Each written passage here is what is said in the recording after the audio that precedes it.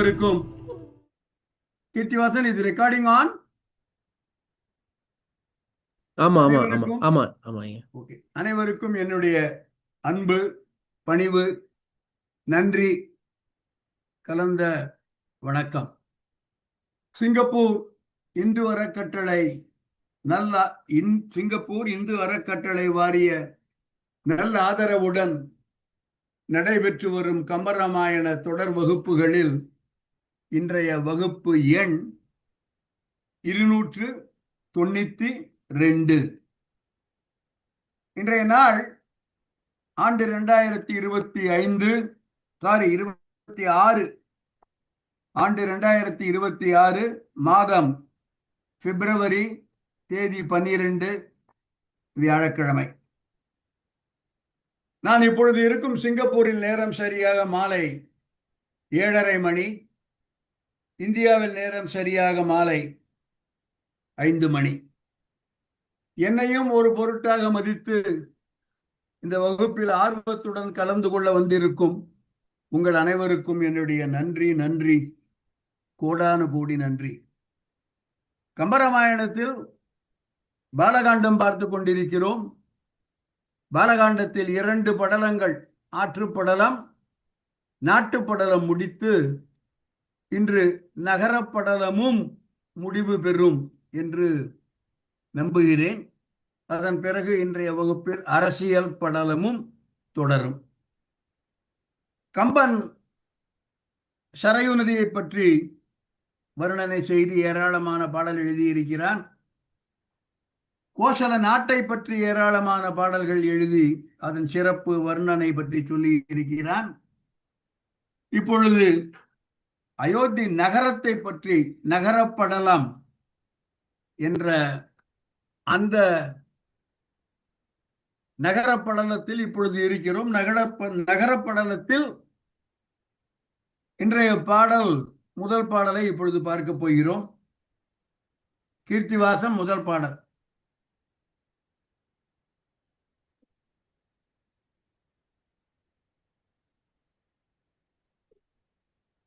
அயோத்தி நகரம் எவ்வளவு பெரியது என்பதை பற்றி கம்பன் சொல்லுகிறான்.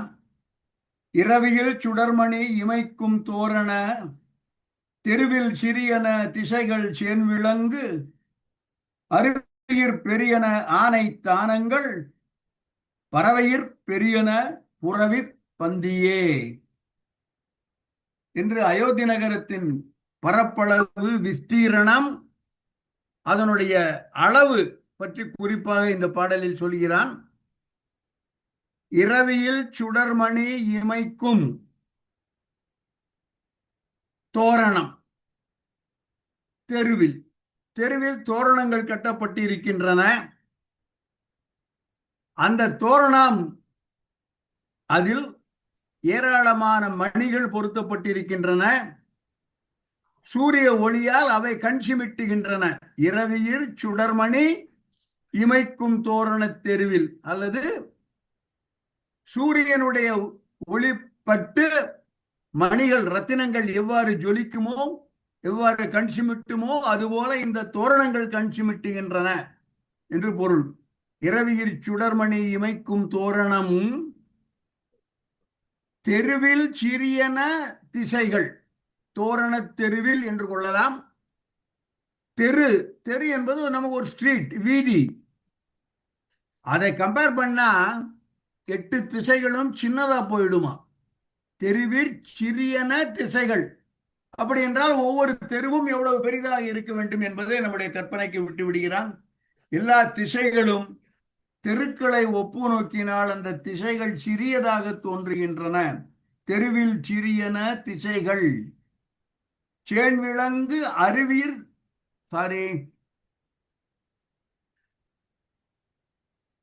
சேன்விளங்கு அருவியில் பெரியன ஆனை தானங்கள். தானம், ஆனைத்தானம் என்பது யானைகள் சொரியும் மத நீர். யானைகளிலிருந்து விழக்கூடிய மத நீரின் அளவு அருவியில் பெரியன, அருவிகளை விட அதிகமாக மத நீரை யானைகள் பொழிகின்றன. சேன் விளங்கு அருவி, தூரத்தே தெரிகின்ற அருவி. சேன் என்றால் தூரம், தொலைவு. சேன் விளங்கு அருவியிற் பெரியன ஆனைத்தானங்கள், பறவையிற் பெரியன புறவி பந்தியே. பறவை என்பது கடல். கடலை விட பெரிதாக இருக்கின்றன குதிரைகளின் வரிசைகள் அல்லது குதிரைகள் கட்டும் இடம். பந்தி என்பதற்கு இரண்டு பொருள். வரிசை என்பது ஒரு பொருள், குதிரைகளை கட்டி போடக்கூடிய லாயம் என்று கொள்ளலாம். சோ கடலை விட பெரியனவாக அந்த குதிரைகளை கட்டி போடும் லாயங்கள் இருக்கின்றன. இரவியிற் சுடர்மணி இமைக்கும் தோரண, தெருவில் சிறியன திசைகள் சேன்விளங் கருவியிற் பெரியன ஆனைத்தானங்கள், பறவையிற் பெரியன புறவி பந்தியே. அடுத்த பாடல் இதுவும் ஒரு வர்ணனை தான். சூளிகை மழைமுகில் தொடக்கும் தோரணம், மாளிகை மலர்வன மகளிர் வாழ்முகம், வாளிகள் அன்னவை மலர்வ மற்றவை, யாளிகள் அன்னவர் நிறத்தின் ஆழ்பவே. சூளிகை என்ற பொருளுக்கு நிலாமுற்றம் என்று பொருள். ஒரு மாடம், மாளிகை, உயர்ந்த மாட மாளிகை, அதனுடைய நிலாமுற்றம் என்பது மொட்டை மாடின்னு வச்சுக்கலாம். அதான் நிலாமுற்றம். நிலா வந்து விழக்கூடிய இடம் நிலாமுற்றம். சூளிகை மழைமுகில் தொடக்கும், தொடும். சூளிகைய மாளிகையின் உச்சியில் இருக்கக்கூடிய நிலாமுற்றங்கள். மழை என்பது மேகம், முகில் என்றாலும் மேகம். மழை முகில் என்று சொன்னால் கருமை மிகுந்த மழையை சூழ் கொண்ட மேகம் என்று கொள்ளலாம். சோ மேகத்தை தொட்டு கொண்டிருக்கும் மாளிகைகளின் நிலாமுற்றம். சூளிகை மழைமுகில் தொடக்கும். தோரணம் மாளிகை, தோரணங்கள் கட்டிய மாளிகையில் மலர்வன மகளிர் வாழ்முகம். வாழ் என்பது ஒளி, ஒளி வீசக்கூடிய ஒளி பொருந்திய மகளிருடைய முகம் இந்த மாளிகைகளில் மலர்வன, மலர்ந்து சந்தோஷத்தில் களிப்பில் காணப்படுகின்றன. நான் சொன்னேன், கவலை என்பது அணுவும் கிடையாது, களிப்பு மட்டுமே எங்கும் நிறைந்த ஒரு ஊர். மாளிகை மலர்வன மகளிர் வாழ்முகம். எப்பேற்பட்ட மாளிகை? தோரணம் மாளிகை. தோரணங்கள் கட்டப்பட்ட மாளிகைகளில் மலர்ந்து காணப்படுகின்றன மகளிருடைய ஒளி பொருந்திய முகம், வாழ்முகம். அந்த முகங்களில் வாளிகள் அன்னவை மலர்வ. வாளி என்பது அம்பு. அந்த மகளிருடைய கண்களாகிய அம்பு அந்த வதனத்தில், அந்த முகத்தில் மலர்ந்து காணப்படுகின்றன. வாளிகள் அன்னவை மலர்வ, அந்த முகங்களில் மலர்வது வாளிகள். மற்ற அவை யாளிகள் அன்னவர் நிறத்தின் ஆழ்பவே. நிறம் என்ற சொல்லுக்கு மார்பு என்பது பொருள். கம்பனில் பல இடங்களில் இந்த பிரயோகத்தை நம்மால் காண முடியும். இப்பொழுது நம்முடைய காலத்தில் நிறம் என்பது கலர், வர்ணம் என்று ஆகிவிட்டது. நிறம் என்பதற்கு பல பொருள். ஒளி என்று, வாசனை, இசை, பல பொருள் உண்டு. ஒன்று மார்பு. மற்ற அவை, அதாவது அந்த மங்கையரின் முகங்களில் இருக்கக்கூடிய வாளிகள், கண்ணாகிய அம்பு. யாளிகள் அன்னவர், சிங்கம் போன்ற அல்லது யாழி போன்ற வீரர்களுடைய மார்பை சென்று தாக்குகின்றன என்பது ஒரு வர்ணனை. அயோத்தியில் எல்லோரும் களிப்போடும் சந்தோஷத்தோடும் இருந்தார்கள் என்பதை சுட்டும் ஒரு பாடல். அடுத்த பாடல் இதே மாதிரி இன்னொரு கற்பனை, இன்னொரு வர்ணனை. மன்னவர் கடலோடு மாறு கொள்வன, பொன்னளி தேரொலி புறவித்தாரொலி, இன்னகை அவர் சிலம்பு ஏங்க ஏங்குவ, கன்னியர் குடைத்துறை கமல அன்னமே. மன்னவர் கடல். மன்னவர் தயரதன் சக்கரவர்த்தி, அவனுக்கு கீழே ஏராளமான குறுநில மன்னர்கள் இருக்கிறார்கள். எனவே மன்னவர், ஏராளமான மன்னவர் அயோத்தியில் இருக்கிறார்கள். அவர்கள் அணிந்த வீர கழல் அது ஒலிக்கின்றன. கால்களில் இருக்கக்கூடிய சிலம்பு போன்ற ஒரு அணிகலன் என்று கொள்ளலாம். மகளிருக்கு சிலம்பு, ஆடவர்க்கு வீரக்கடல். மன்னவர் கடலோடு மாறு கொள்வன, அதற்கு போட்டியாக ஒலிப்பவை பொன்னளி தேர் ஒலி, புறவி தார் ஒலி. தார் என்பது மாலை. இந்த புறவித்தார் என்பதை சில சுவடிகளில் புறவித்தாள், கால், பாதம், குழம்பு, புறவித்தாள் ஒலி என்று ஒரு பாடம் இருக்கிறது. புறவித்தார் ஒலி. தார் என்பது அந்த குதிரைகளின் கழுத்தில் அணியப்பட்டிருக்கக்கூடிய மாலைகள், ஒலி எழுப்பக்கூடிய மாலைகள்.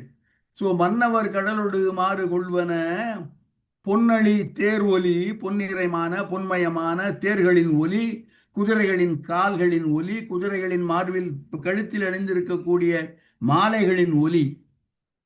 இந்நகையவர் சிலம்பு, இங்கே பெண்டிரை பற்றி சொல்லப்படுகிறது. இனிமையான நகை உடைய, நகை என்பது புன்னகை. இந்நகையவர் சிலம்பு ஏங்க.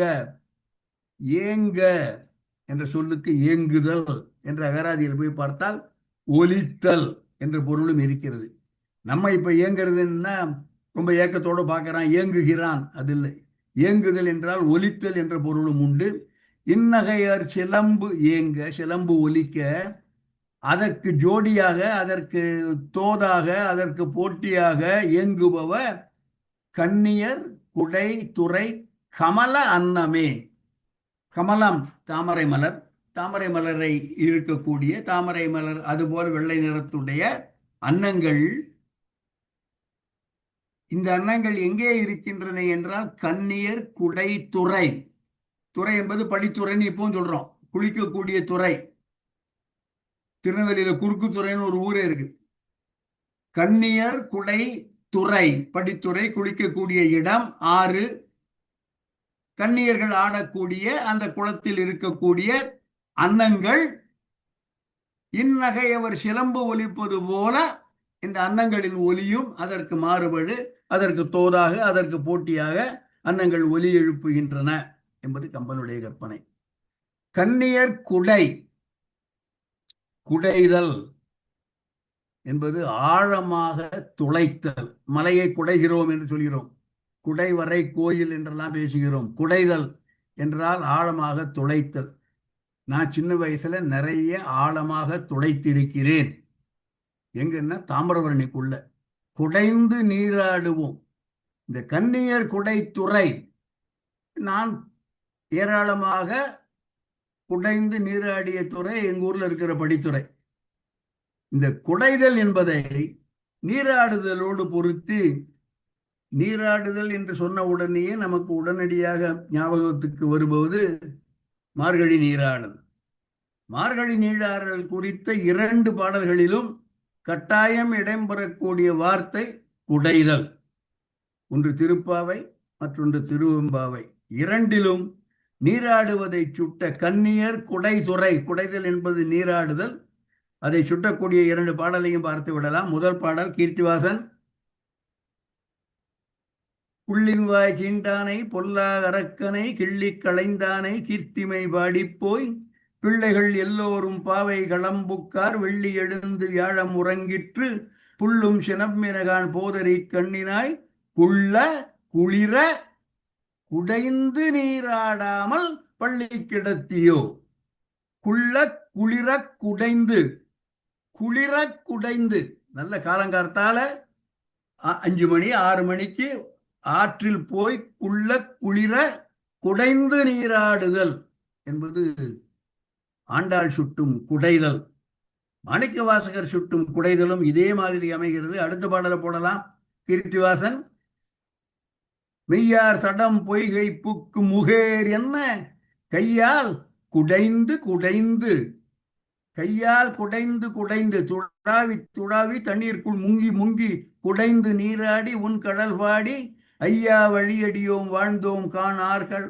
இது மாணிக்க வாசகருடைய திருவெம்பாவை. செய்யா வெந்நீரு ஆடி செல்வா சிறுமருங்குல் மையா தடங்கண் மடந்தை மணவாளா ஐயானி ஆட்கொண்டு அருளும் விளையாட்டின் உய்வார்கள் உய்யும் வகையெல்லாம் ஒய்ந்தொழிந்தோம் எய்யாமற் காப்பாய் எமையேலோர் எம்பாவாய் என்று 2 எம்பாவை பாடல்களும் திருவெம்பாவையும் திருப்பாவையும் பார்த்தோம். குடைதல் என்றால் நீராடுதல். அடுத்த பாடல்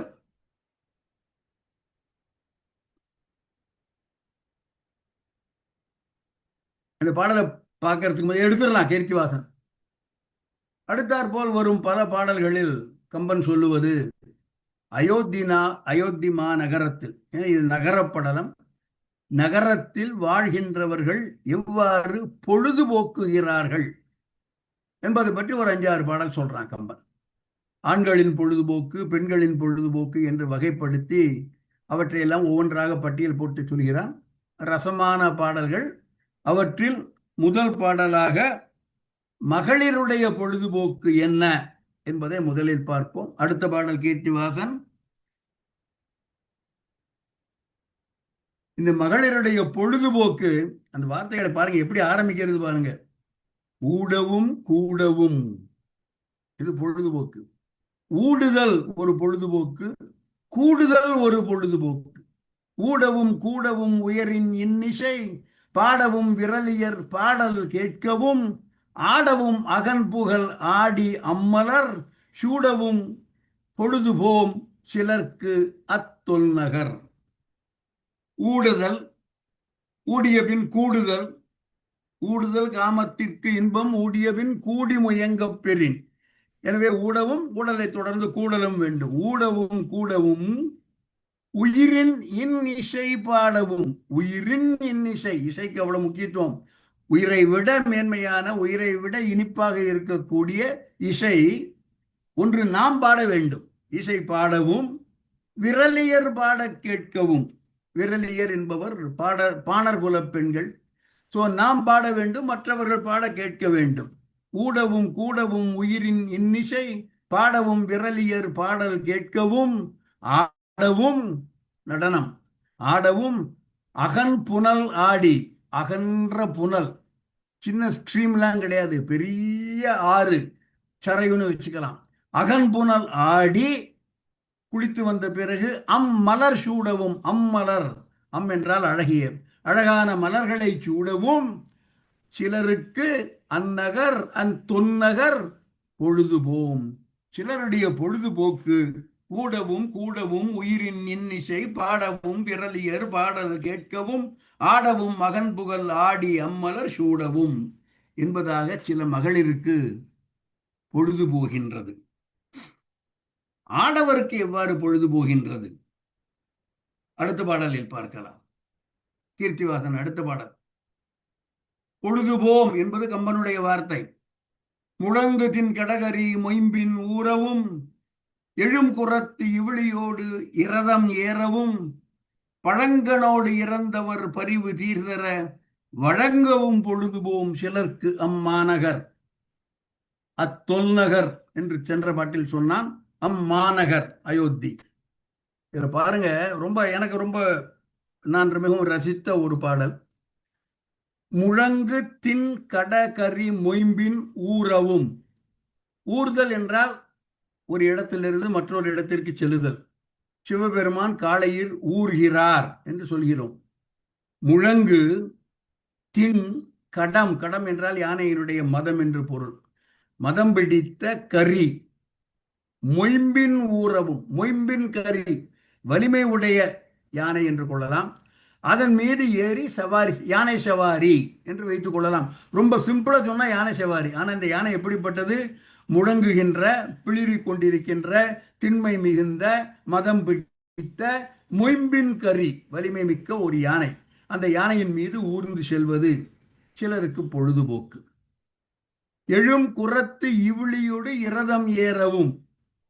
இதை 2 விதமாக பொருள் கொள்ளலாம். இவிழி ஏறுதல் என்பதோடு ஒரு பொருள் கொள்ளலாம், அல்லது இவிழியோடு இரதம், குதிரைகள் இவிழி என்றால் குதிரை, குதிரைகள் பூட்டப்பட்ட ரதத்தில் ஏறி செல்வது. தேரோட்டம், யானை சவாரி, குதிரை சவாரி, தேர் சவாரி. முழங்கு தின் கடகரி மொயம்பின் ஊறவும், எழும் குரத்து, குரம் என்றால் குளம்பு, குதிரையின் குளம்பு.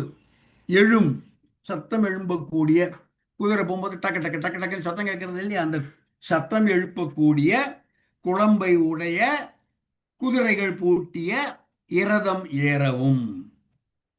இதோட நிறுத்திங்க. இப்பொழுது இந்த 2மே தனித்தனியாக பொழுதுபோக்கு என்று கொள்ளலாம், அல்லது நான் இதை சற்றே வித்தியாசப்படுத்தி பொருள் எவ்வாறு காண்கிறேன் என்பதை அடுத்தபடியாக சொல்லப் போகிறேன்.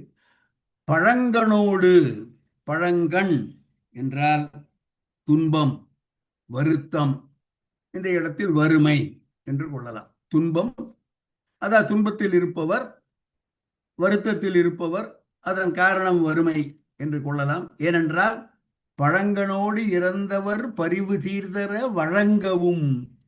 பழங்கன் என்பது துன்பம். துன்பத்தில் இருப்பவர்களுக்கும் வருத்தத்தில் இருப்பவர்களுக்கும் அவர்கள் இறந்தார்கள் என்றால் பரிவு தீர்தர வழங்குதல். இந்த கொடை என்பது அயோத்தி மாநகர மக்களுக்கு பொழுதுபோக்கு. அதுதான் கம்பன் சொல்ல வேண்டிய முக்கியமான ஒரு விஷயம். கொடை என்பது அயோத்தி மாநகர மக்களுக்கு பொழுதுபோக்கு. ஆனால் அவ்வாறு பொழுதுபோக்குவதற்கு இடமே இல்லை. ஏனென்றால் கொடை பெற்றுக் கொள்பவர்களும் யாரும் இல்லை. அதை பின்னால் பார்க்க போகிறோம். இதுல நான் சொன்னேன், யானையின் மீது ஏறி வந்து, தேரின் மீது ஏறி வந்து, முழங்கு தின் கடகரி மொயம்பின் ஊர்ந்து, எழும் குரத்து எவளியோடு இரதம் ஏறி, பழங்கண்ணோடு இறந்தவர் பரிவு தீர.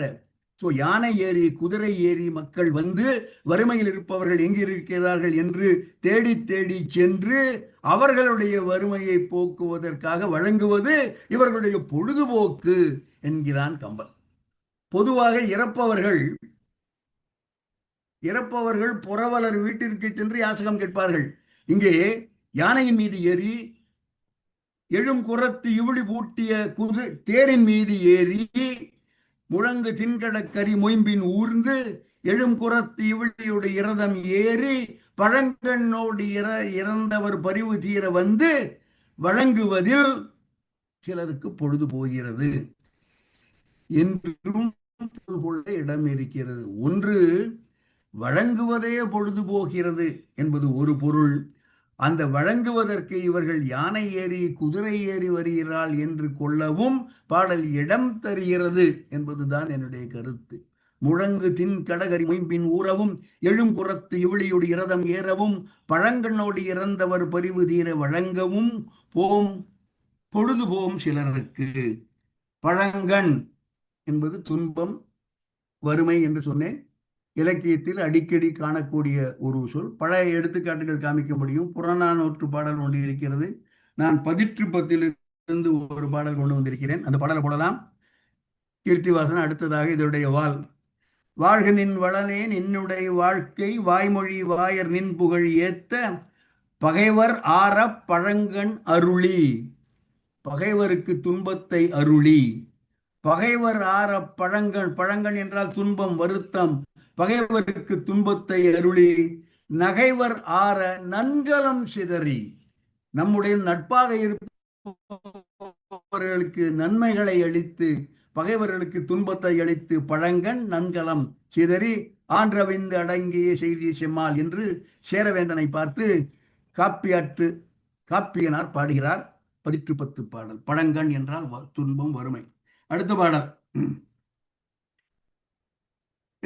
சரி, அடுத்த பாடலை பாடுறதுக்கு முன்னால இந்த படத்தை போடலாம்.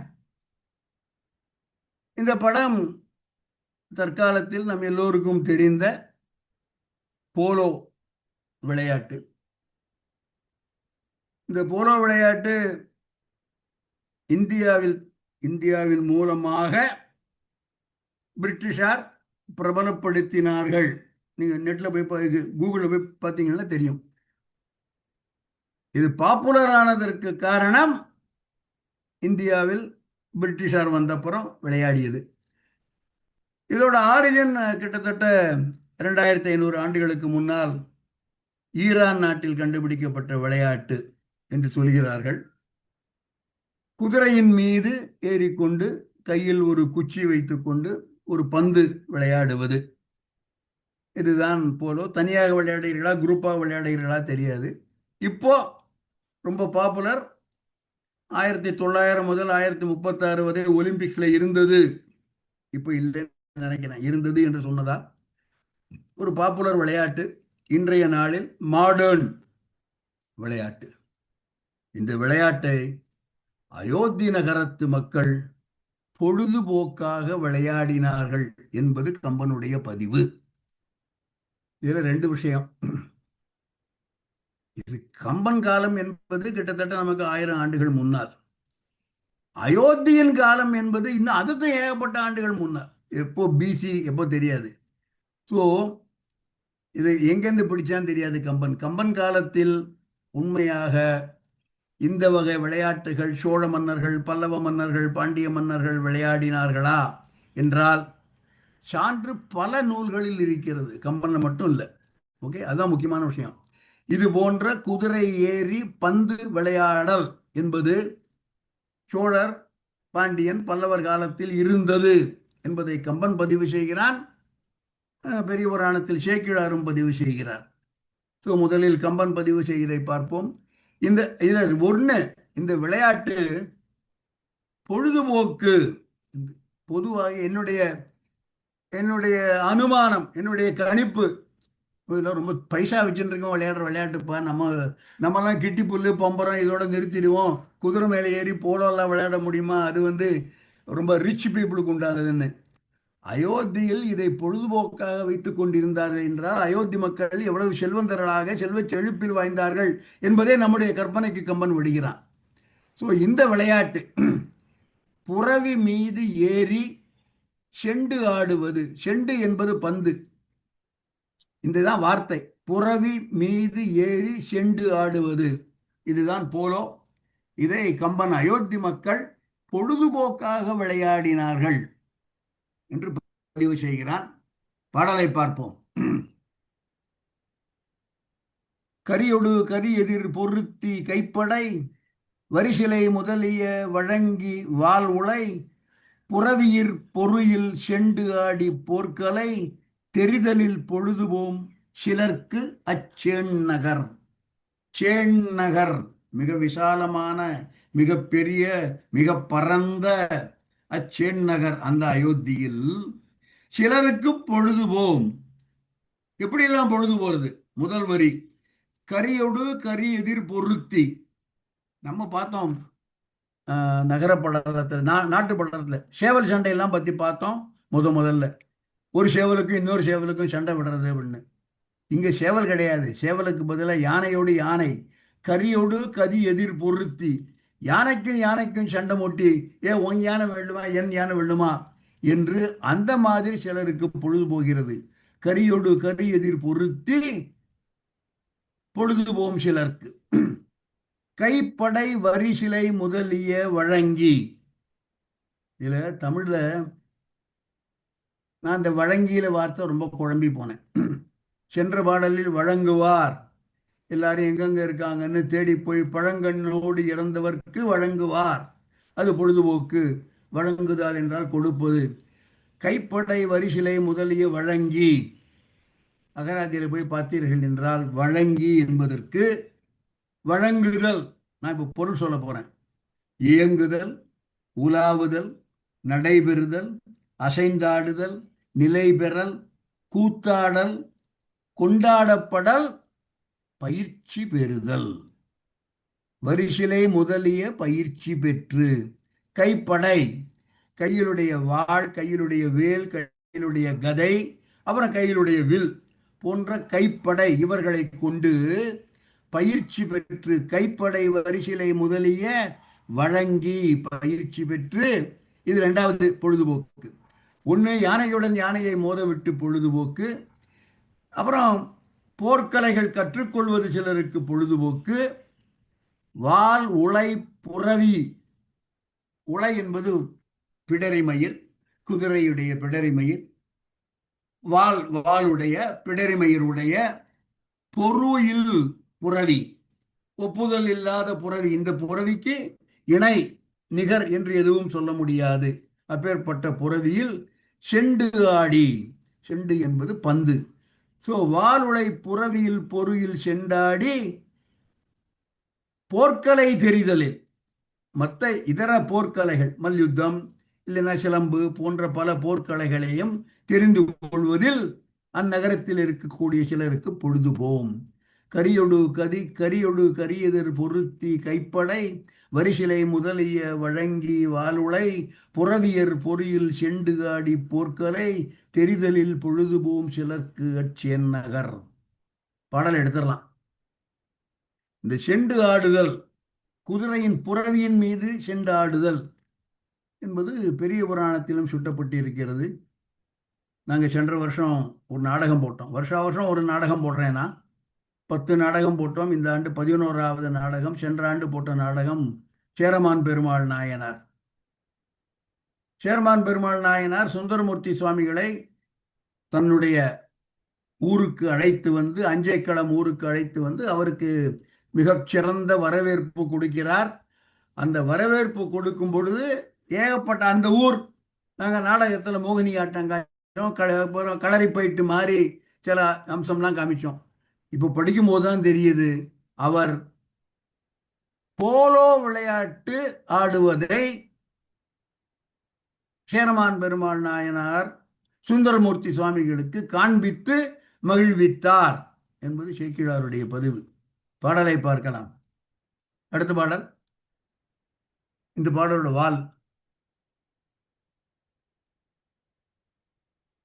நிலை செண்டும் பரிச்செண்டும் வீசி மிக மகிழ்வெய்தி. நிலை செண்டும் பரிச்செண்டும், பரிச்செண்டு என்பதுதான், செண்டு என்பது பந்து, பரி என்பது குதிரையின் மீது இருந்து பந்து ஆடக்கூடிய விளையாடல். நிலை செண்டும் பரிச்செண்டும் வீசி மிக மகிழ்வு எய்தி விலக்கரும் போர் தீ தார் பாய்ச்சல் கண்டருளி வென்றி பெற மலைக்கும் நெடுமுன் கணைக்கால் வாரணப்போர் மகிழ்ந்து அருளி அலைக்கும் மரப்புள்ளின் அமர் விரும்பி அமர்கின்றார். அமர் விரும்பி இது போன்ற பல வகையான போர்க்காட்சிகளையும், வாரணப்போர் அதுதான் இப்படி சொன்னேன், கரியொடு கரி எதிர் பொருத்தி, கோழிக்கும் சண்டை என்பது போல் வாரணப்போர் என்று ஏராளமான இது போன்ற விளையாடல்கள், இது போன்ற களியாட்டங்களை சேரமான் பெருமாள் நாயனார் சுந்தரமூர்த்தி சுவாமிகளுக்கு மகிழ்வுற காண்பித்தார் என்பது பெரிய புராணத்து பாடலின் பதிவு. முக்கியமான வார்த்தை பரிச்செண்டு, குதிரையின் மீது இருந்து பந்தாடுவது. அடுத்த பாடல். நந்தன வனத்து அலர் கொய்து நவ்வி போல் வந்து இளையவரோடு வாவியாடி செந்துவர் அழிதர தேரல் மாந்தி சூது உந்தலில் பொழுதுபோம் சிலர்க்கு அவ்வொன்னகர். மீண்டும் மகளிர். நந்தனவனம், நந்தனவனம் என்பது நந்தவனம் என்றே கொள்ளலாம். நந்தனவனம் என்ற குறிப்பிட்ட பெயருடைய வனம் விண்ணுலகத்தில் தேவேந்திரனுடைய வனத்திற்கு பெயர் நந்தனவனம் என்று புராணங்கள் சொல்கின்றன. நந்தனவனத்து அலர் கொய்து, மலர்களை கொய்து, நவ்வி போல் பெண்மான் போல் வந்து இளையவரோடு ஆடி, தம்முடைய காதலர்கள், தம்முடைய கணவர் என்று கொள்ளலாம், அல்ல தம்மை போன்ற ஒத்த பெண்களுடன் ஆடி வாய் செந்துவர் அழிதர தேரல் மாந்தி. தேரல் தேன் என்றும் கொள்ளலாம், கள் என்றும் கொள்ளலாம். செந்துவர் என்பது பவள நிறம். தங்களுடைய பவள நிற வாய் அந்த நிறம் போக கள் குடித்து அல்லது தேன் குடித்து அதன் பிறகு சூது உந்தலின், சூது உந்தல் என்பது சதுரங்கம் விளையாடுதல், அது போன்ற விளையாடல்களில் சிலருக்கு பொழுதுபோம். அந்த நகரத்து மாதர்களுக்கு சிலருக்கு பொழுதுபோம். நந்தனவனத்து அலர் கொய்து நவ்வி போல் மான் போல வந்து இளையவரோடு வாவி ஆடி. வாவி என்றால் குளம், நீர்நிலை, அதில் நன்றாக குளித்து வாய் செந்துவர் அழிதர, பவளம் போன்ற அந்த நிறம் மாற தேரல் மாந்தி சூது உந்தலில், சதுரங்க விளையாட்டு. இந்த சூது என்பதற்கு பாடபேதம், கம்பன்ல எல்லாரும் கை வச்சிருக்காங்க. சூது என்பதை எவனோ ஒரு ஏட்டில் பாடி தூது என்று போட்டிருக்கிறான். தன் காதலருக்கு தூது அனுப்பி, அதாவது ஊழல் கொண்ட காதலருக்கு தூது அனுப்பி, தூது உந்தலில், சூது உந்தலில் 2 பாடபேதங்களும் இருக்கின்றன. அடுத்த பாடல். நானா விதமா நளி மாதிர வீதி ஓடி மீன்னாறு வேலை புனல் வெண்முகில் உண்ணுமா போல் ஆனாத மாடத்து இடை ஆடு கொடிக்கண் மீப்போய் வானாறு நன்னி புனல் வற்றிடனக்கும் மன்னோ. அயோத்தி நகரத்து வீதிகள் பெரிய வீதிகள், மாதிர வீதி ஓடி, மாதிரம் என்றால் திசைகள், நளி மாதிரம் செறிந்த நெருங்கிய அந்த வீதிகளின் வழியாக ஓடி மேகங்கள் மீன் நாறு வேலை புனல் வெண்முகில் உள்ளுமா போல், மேகங்கள் வந்து கடலில் இருந்து அந்த நீரை உண்டு மழை பெய்வதற்காக மேலும் மேலே போகின்றன. மேகங்கள் வானத்திலிருந்து கீழே கடலுக்கு வந்து கடல் நீரை குடித்து மேலே போகின்றன. இது வந்து மேகங்கள் மேலிருந்து கீழ் வருவன.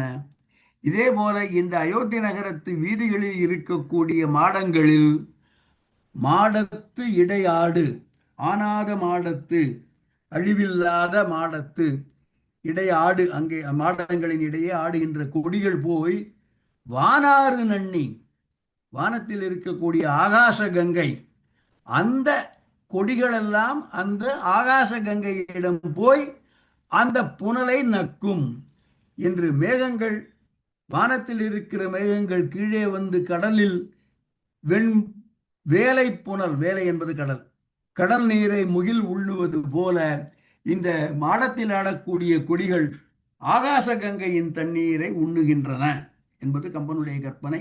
மீண்டும் மாடங்கள் அவ்வளவு உயர்ந்தனவாக இருந்தன என்பது சொல்லப்படும் செய்தி. இந்த ஆனாத, அழிவில்லாத, வற்றாத என்ற பல பொருள், இது கையாளப்படும் பல பாடல்களை நாம் பார்க்க முடியும். ஒரு பாடல் எனக்கு நண்பர் ஜோஷி எடுத்து கொடுத்தார், மற்ற 2 பாடல்கள் நானே பார்த்தேன். மூன்றாக பார்க்கலாம். ஆனாத என்ற சொல், அந்த சொல் ஆக்க பாடல் முதல் வாள் திருப்புகழிலிருந்து, ஆனாத ஞான புத்தியை கொடுத்ததும் ஆராயும் நூல்களில் கருத்து அளித்ததும் ஆதேச வாழ்வனில் பிரமித்திழைத்து உயிரழியாதே ஆசா பயோதியை கடக்க விட்டதும், ஆனாத ஞான புக்தி, அழிவில்லாத ஞான புக்தி, ஆனாத செல்வத்து அறம்பயர்கள் தற்சூட வானாளும் செல்வமும் மன்னரசும் நான் வேண்டேன், தேனார் பூஞ்சோலை திருவேங்கடச் சுலையில் மீனாய் பிறக்கும் விதியுடையேனாவேனே என்பது குலசேகர ஆழ்வார். ஆனாத செல்வம், அழிவில்லாத செல்வம். அடுத்தது ஜோஷி எனக்கு எடுத்து கொடுத்த ஒத்த சொல்லாக்க பாடல், நாம் அனைவரும் அறிந்த பாடல், ஆனால் இந்த குறிப்பிட்ட பிரயோகம் என் கண்ணில் படவில்லை, ஜோஷி எடுத்து கொடுத்தார். அடுத்த பாடல் வால் போடலாம். இது வந்து யாரும் ஊரே யாவரும் கேளீர் தீதும் நன்றும் பிறர் தரவாரா, அந்த பாடலுடைய இறுதி அடிகள். மின்னொடு வானம் தன் துணி தலையை ஆனாது கல் பொருது இறங்கும் அல்லல் பேர் யாற்று, ஆனாது கல் பொருது இறங்கும் அல்லல் பேர் ஆற்று நீர் வழிப்படும் புனைவோல், ஆளாது கல் பொருது, அந்த படகு அப்படி போகிறது அழிவில்லாமல், ஆளாது கல் பொருது இறங்கும் அல்லல் பேரியாற்று நீர் வழிப்படும் புனைவோல் ஆறுயிர் முறை வழிப்படும் என்பது திறவோர் காட்சியில் தெரிந்தனம் ஆகலின் மாட்சியில் பெரியோரை வியத்தலும் இளமே சிறியோதை இகழ்தல் அதனினும் இளமே என்று ஆனாது கல் பொருது. அடுத்த பாடல்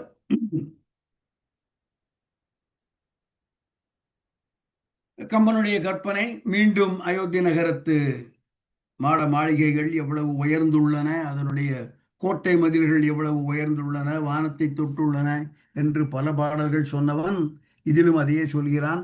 வன் தோரணங்கள் புனர் வாயிலும் வானின் உம்பர் சென்றோங்கி மேல் ஓரிடம் இல் எனச் செம்பொன் இஞ்சி குன்றோங்கு தோழர் குணம் கூட்டும் இசை குப்பை என்ன ஒன்றோடு இரண்டும் உயர்ந்து ஓங்கின உம்பர் நாண. உம்பர் மேலுலகத்தில் உள்ளவர், தேவர்கள். நாண அவர்கள் வெட்கமுறும் வண்ணம் உயர்ந்து நிற்கின்றன. எது? செம்பொன் இஞ்சி, அது ஒன்று. ஓகே, இஞ்சி என்பது கோட்டை, கோட்டல் மதில்கள். எப்பேற்பட்ட கோட்டை மதில்கள்? வன் தோரணங்கள் புனர் வாயில், கோட்டையினுடைய வாயிலை பற்றி பார்த்தோம். அந்த வாயிலை பற்றித்தான் அந்த ஊடுரு பேடை ஒதுங்கும் என்ற அந்த பாடல். வன் தோரணங்கள் புனர் வாயில் வானின் உம்பர் சென்று மேல் ஓங்கி ஓர் இடம் இல் என செம்பொன் இஞ்சி. பொன்னால் செய்யப்பட்ட கோட்டை செம்பொன் இஞ்சி. அது எவ்வாறு உயர்ந்தது என்றால், அங்கதான் கம்பன், குன்று ஓங்கு தோளார் குணம் கூட்டு இசை குப்பை. இசை என்பது புகழ், குப்பை என்பது தொகுதி, ஒரு குழு, ஒரு குரூப், ஒரு குவை. குன்று ஓங்கு தோளார் குணம்.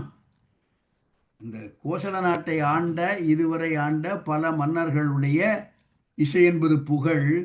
குன்று ஓங்கு தோளார், குன்று போல உயர்ந்து நிற்கக்கூடிய தோல் வலிமை உடைய அயோத்தி நகரத்து மன்னர்களுடைய புகழ், புகழ் தொகுதி எவ்வாறு இனிமேல் உயர்வதற்கு இடமில்லை, சென்று ஓங்கி மேல் ஓர் இடம் இல் என்பது இந்த அரசருடைய புகழுக்கும் பொருந்தும், இந்த நாட்டின் செம்பொன் இஞ்சிக்கும் அந்த வாயிலுக்கும் பொருந்தும் என்று ஒன்றோடு இரண்டும் உயர்ந்து. இது மதில், இடமதில், இடைமதில், புறமதில், அகமதில் என்று 3 மதில்கள் உண்டு. இதை மிக தெளிவாக இலங்கைக்கு கம்பன் எழுதியிருக்கிறான் சுந்தரகாண்டத்தில். இங்கேயும் ஒன்றோடு இரண்டு, மொத்தம் 3 மதில். ஒரு மதில் புறமதில், அவுட்டர்மோஸ், அப்புறம் நடுவில் இருக்கிறது இடைமதில், அதுக்கப்புறம் அகமதில், கோட்டைக்கு உள்ளே இருக்கக்கூடிய மதில் என்று 3 மதில், ஒன்றோடு இரண்டு. இவையெல்லாம் வானளாவு உம்பர் நாண ஓங்கின. எவை? செம்பொன் இஞ்சி எந்த அளவுக்கு ஓங்கினது? குன்று ஓங்கு தோளார் குணம் கூட்டு இசை குப்பை என்ன, இனிமேல் ஓர் இடம் இல், இதுக்கு மேல போக முடியாதுப்பா என்று அவர்களுடைய புகழ் உச்சத்தை தொட்டது. அதுபோல இந்த மதில்களும் உச்சத்தை தொட்டன என்பது கம்பனுடைய பதிவு. அடுத்த பாடல். காடும் புனமும் கடல் அன்ன கிடங்கும் மாதர் ஆடும் குளனும் அருவிச் சுனை குன்றும் உம்பர் வீடும் விரவும் மணப்பந்தரும் வீணை வண்டும் பாடும் பொழிலும் மலர் பல்லவ பள்ளி மன்னோ.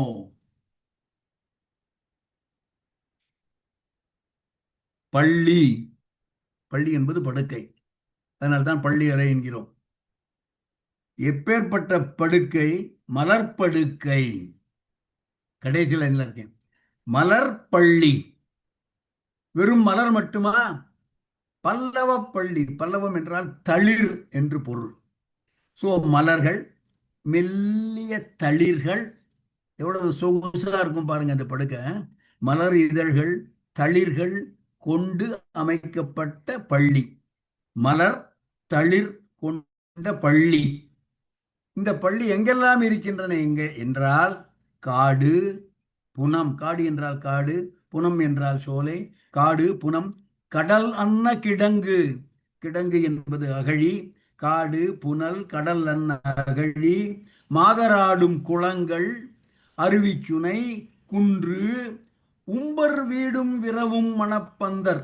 உம்பர் வீடு மேலோகத்தில் இருக்கக்கூடிய அந்த அளவு, அதை போய் விரவுதல் தொடுகின்ற அளவு மணப்பந்தல், வீணை வண்டும் பாடும் பொழில் என்று எல்லா இடங்களிலும் மலர்படுக்கைகள், மலர் பிளஸ் தளிர் கொண்ட படுக்கைகள் உடைய ஒரு அழகான நகரம் அயோத்தி என்பது கம்பனுடைய கற்பனை. கம்பன் சுட்டும் அயோத்தி இது. அடுத்த பாடல்.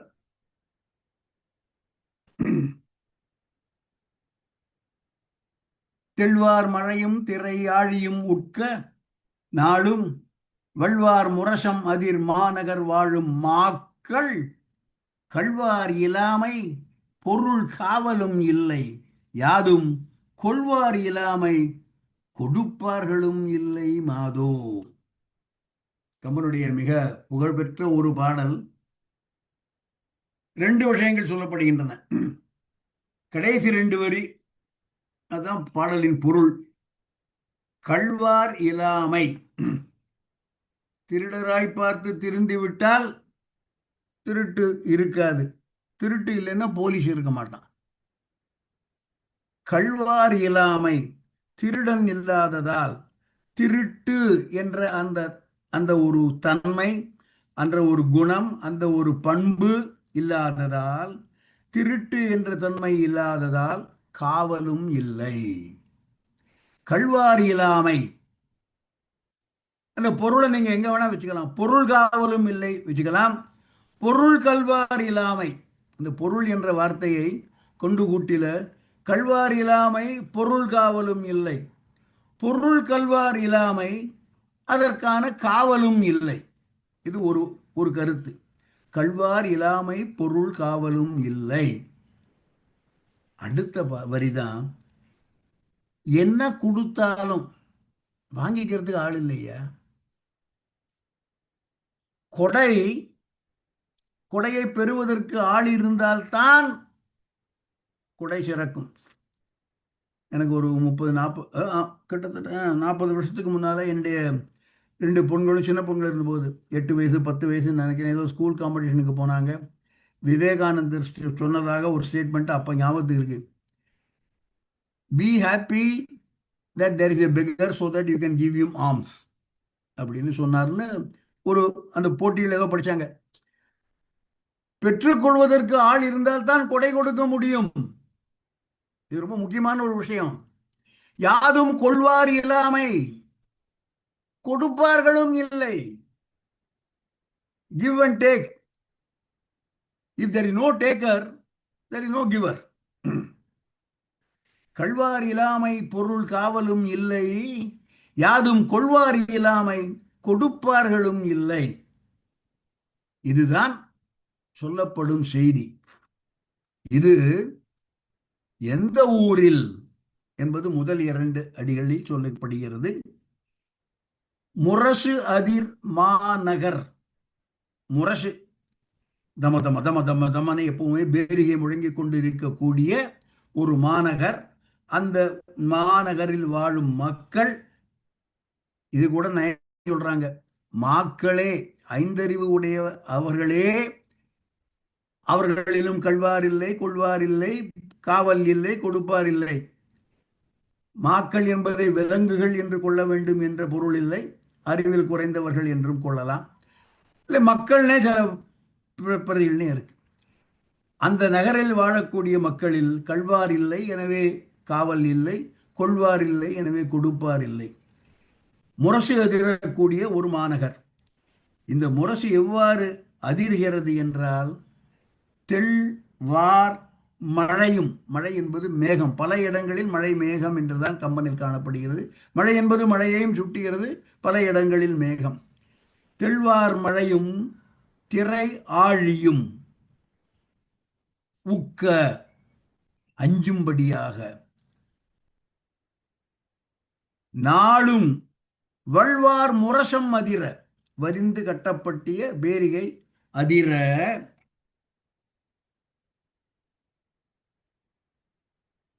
தெள்வார் மழை, தெளிந்த நீரை வர்ஷிக்கக்கூடிய, வார் என்பது வாரி, வாரி என்பது மழை, மழை என்பது மேகம், அந்த மேகங்கள் பொழியக்கூடிய மழை தெள்வாரி, தெளிந்த நீரை தருகின்ற மேகங்களும், திரை மிகுந்த ஆழியும் கடல். இந்த மேகம் அஞ்சுகிறது என்றால் மேகம் இடி இடிக்கக்கூடியது. அந்த இடியை விட அதிகமான ஒலி இந்த முரசங்கள் கொடுப்பதால் மேகம் அஞ்சுகின்றது, கடல் அஞ்சுகிறது. தெள்வார் மழையும் திரை ஆழியும் அஞ்ச நாளும் அதிர்கின்ற, வள்வார் முரசம் அதிர்கின்ற மாநகரில் வாழும் மக்களில் கள்வார் இல்லாமை பொருள் காவலும் இல்லை, யாதும் கொள்வார் இல்லாமை கொடுப்பார்களும் இல்லை. மாதோ என்பது அசைச்சொல். அடுத்த பாடல். சென்ற பாடலில் கொள்வார் இல்லை, கொடுப்பார் இல்லை, கள்வார் இல்லை, காவலும் இல்லை, அறிஞன் எவனும் இல்லை. அயோத்தியில அறிஞன், கற்றவர், சான்றோர் யாரும் இல்லை. என்ன மூடன் என்பவர்களும் யாரும் இல்லை. அறிவு எங்கே பிரகாசிக்கும் என்றால், அறிவின்மை மிகுந்த இடத்தில் அறிவு பிரகாசிக்கும். எல்லோரும் ஒரே அளவு அறிவு கொண்டு விட்டால் அறிஞருக்கு பெரிய புகழோ, அறிஞர்கள் பிரகாசிப்பதோ, ஒளி வீசுவதோ இல்லை. அந்த நிலைமைதான் அயோத்தியிலும். கல்லாது நிற்பார் பிறர் இன்மையின் கல்வி முற்ற வல்லாரும் இல்லை. அவை வல்லார் அல்லார் இல்லை. எல்லாரும் எல்லா பெரும் செல்வமும் எய்தலாலே எல்லாரும் இல்லை, உடையார்களும் இல்லை மாதோ. எல்லாரும் அம்பானி அந்த நாட்டில். அதனால யாரும் இறப்பவர்களோ அல்லது அந்த நிலைமையில் இருப்பவர்களோ யாரும் இல்லை. கல்லாது நிற்பார் பிறர். பிறர் என்பது வீணா போனவர்கள் அல்லது பயனில்லாதவர்கள். கல்லாது நிற்கக்கூடிய அந்த வீணான மக்கள் இன்மையின் அவர்கள் இல்லாததால் கல்வி முற்ற வல்லாரும் இல்லை. எல்லாரும் பிஹெச்டி அப்படின்னா பிஹெச்டிக்கு என்ன ஸ்பெஷல்? கல்லாது நிற்பார் பிறர் இன்மையின் கல்வி முற்ற வல்லாரும் இல்லை. அங்க நிறுத்திக்கணும்.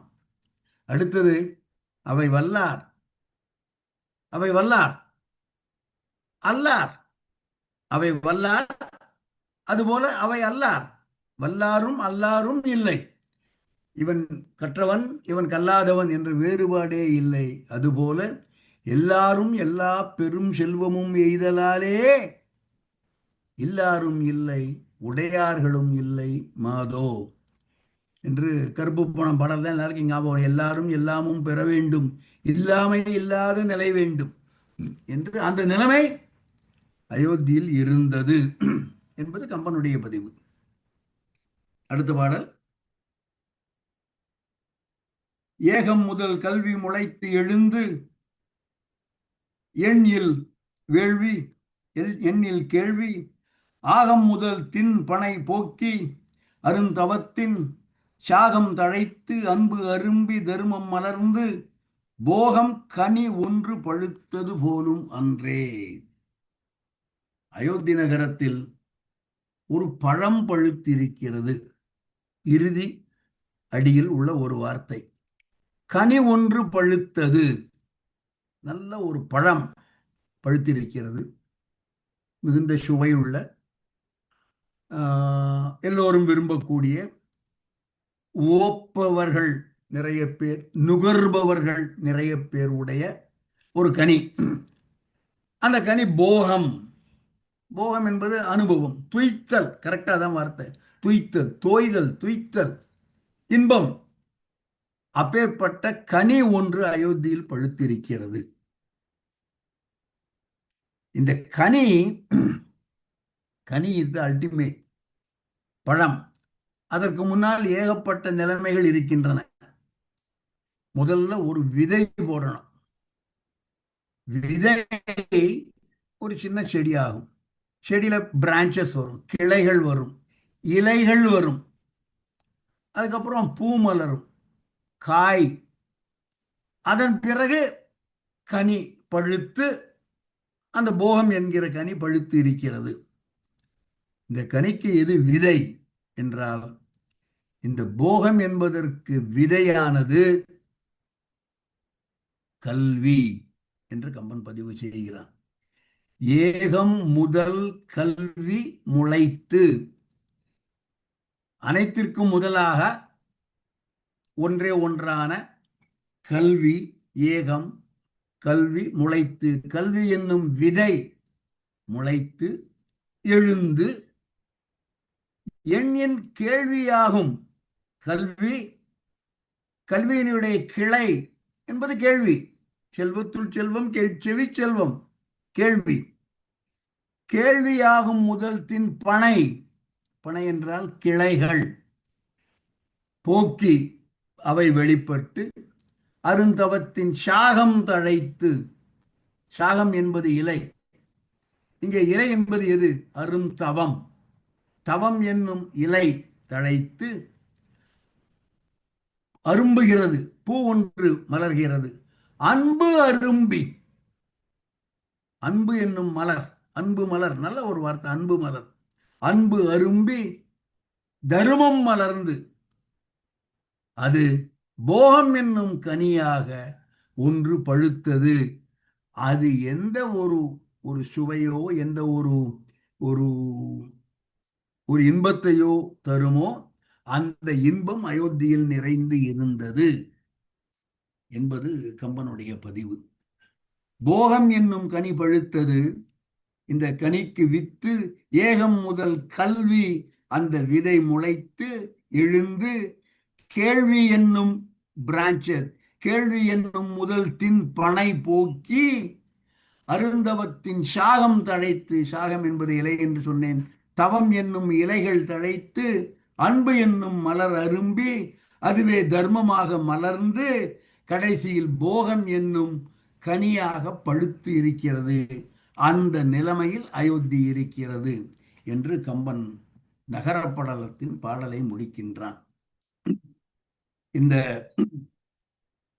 அயோத்தி நகரம், அயோத்தி நகரத்தின் பழம், அதற்கு கல்வி என்ற வித்து என்று கம்பன் சொல்கிறான். இந்த பழத்தை ராமனாக கற்பித்து வள்ளலார் ஒரு பாடல் பாடியிருக்கிறார். இங்கே போகம் என்னும் கனி அயோத்தி மாநகரம், அதுவே அப்பேற்பட்ட கனியாய் இருந்தால் அயோத்தி ராமன் எப்படிப்பட்டவனாக இருப்பான் என்று வள்ளலார் ஒரு பாடல் சொல்கிறார். பொருத்தம் கருதி அந்த பாடலையும் இங்கே பார்க்க போகிறோம். அடுத்த பாடலை போடலாம். கீர்த்திவாசன். அறம் பழுக்கும் தருவே, ராமனை ஒரு மரமாக கற்பனை பண்ணி கொள்கிறார். தரு, தரு என்றால் மரம். அறம் பழுக்கும் தருவே என் குருவே என்ற நாருயிர்க்கு ஒரு துணையே அரசே, பூவை நிறம் பழுக்க அழகு ஒழுகும் வடிவ குன்றே, நெடும் கடலுக்கு அணை அளித்த நிலையே, வெய்ய மரம் பழுக்கும் இராவணனை பண்டு ஓர் வாளியினால் பணிகொண்ட மணியே, வாய்மை திறம் பழுக்கும் ஸ்ரீராம வள்ளலே, நின் திருவருளே அன்றி மற்றோர் செயல் இலனே என்று ராமனையே அறம் பழுக்கின்ற ஒரு மரமாக கற்பனை செய்து வள்ளலார் பாடிய பாடல். இத்துடன் நகரப்படலம் நிறைவு பெறுகிறது. இன்னும் ஒரு படலம், அதன் பிறகுதான் ராமனுடைய பிறப்பு பற்றிய படலம் தொடங்குகிறது. அடுத்த படலம் அரசியல் படலம். ஆறு பற்றி இதை எடுத்துடலாம். கீர்த்திவாசன். ஆறு பற்றி பார்த்தோம், நாடு பற்றி பார்த்தோம், நகரம் பற்றி பார்த்தோம். இப்பொழுது அந்த நகரத்தை ஆளுகின்ற அரசனை பற்றி பார்க்க போகிறோம். சின்ன படலம் தான், 12 பாடல். இன்றைக்கு முடித்து விடுவேன், எப்படியும் கொஞ்சம் லேட்டானாலும் முடிச்சுடுவேன். இப்பொழுது அயோத்தி நகரை பற்றி நாம் இதுவரை பார்த்தோம். அடுத்த பாடல் அம்மான் நகருக்கு.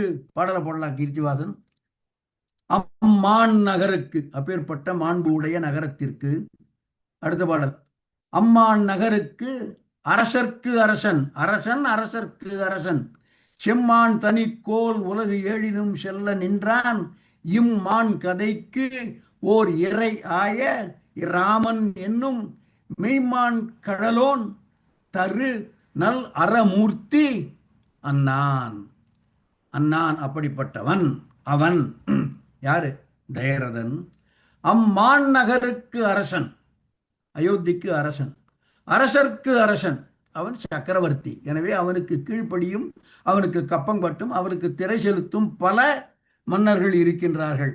அம்மான் நகருக்கு அரசன், அரசர்க்கு அரசன், செம்மான் தனிக்கோல் உலகு ஏழினும் செல்ல நின்றான். 7 உலகத்தையும் தன்னுடைய செங்கோலால், தனிக்கோல் ஒப்பற்ற, இதற்கு ஈடு இணை இல்லாத தனித்துவம் வாய்ந்த கோல் என்பது செங்கோல், மாண்பு மிகுந்த செம்மான் தனிக்கோல் உலகு ஏழிலும் செல்ல நின்றான். அத்தோட அவன் பெருமை முடியலையா? இம்மான் கதைக்கு, இந்த ராமகாதைக்கு ஓர் இறையான ராமன் என்னும் மெய்மான் கடலோன், அவனை மெய்மான் கடலோன், இது ராமன், அவனை தரு நல்லறமூர்த்தி அன்னான். அறமூர்த்தி, நல்லறமூர்த்தி தயரதன். அதனாலதான் வாய்மையும் மரபும் காத்து என்று அவனை புகழ்கிறார்கள். நந்தா விளக்கனைய நாயகனே நானிலத்தோர் தந்தாய், வாழ்மைக்கு இனி ஆருளார் என்பான் கம்பன்.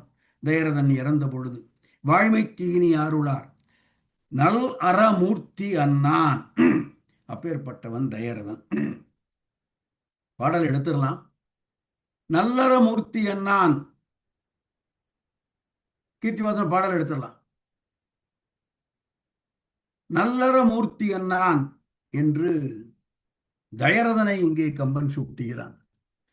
இந்த நல்லறமூர்த்தி என்ற வார்த்தை உங்களுக்கு எவ்வளவு பேருக்கு ஞாபகம் வரணும் எனக்கு தெரியாது. என்னை மிகவும் பாதித்த ஒரு வார்த்தை.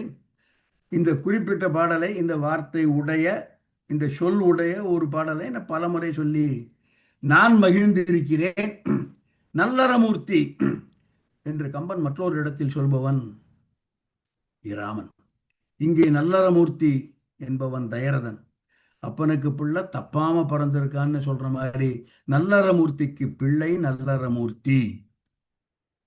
இந்த நல்லறமூர்த்தி ராமன் என்பது உண்மையானால் நான் ஏவும் இந்த அம்பு இந்திரஜித்தின் தலையை கொய்யட்டும் என்று இலக்குவன் ஏவும் அன்பு. நல்லறமூர்த்தி ராமன் என்பது உண்மையானால் என்னுடைய அம்பு இந்திரஜித்தின் தலையை கொய்யட்டும் என்று சொல்லி இலக்குவன் ஏவும் அன்பு பற்றிய பாடல் நான் பலமுறை சொல்லியிருக்கிறேன். பாடலை பார்க்கலாம். ராமன் நல்லறமூர்த்தி. அங்கே கீர்த்திவாசன் பாடலை போடலாம். வால்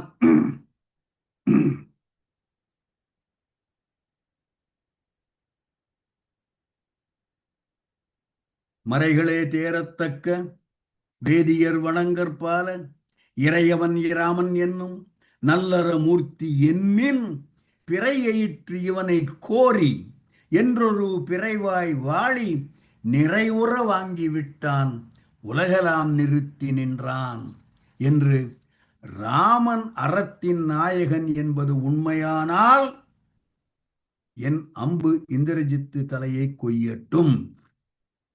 இந்த ஒரு கட்டளையை ஏற்ற அம்பு இதை எவ்வாறு செய்யாமல் போகும் செய்தது என்பதை பார்த்தோம் ஏற்கனவே. நல்லறமூர்த்தி என்ற அந்த சொல்லாட்சி.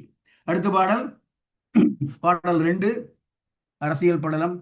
ஆதிமதியும் அருளும் அரணும் அமைவும் ஏது இல் மிடல் வீரமும் ஈகையும் எண்ணில் யாவையும் நீதி நிலைமை இவை நேமியினோர்க்கு நின்ற பாதி முழுவதும் இவர்க்கே பணி கேட்பமன்னோ.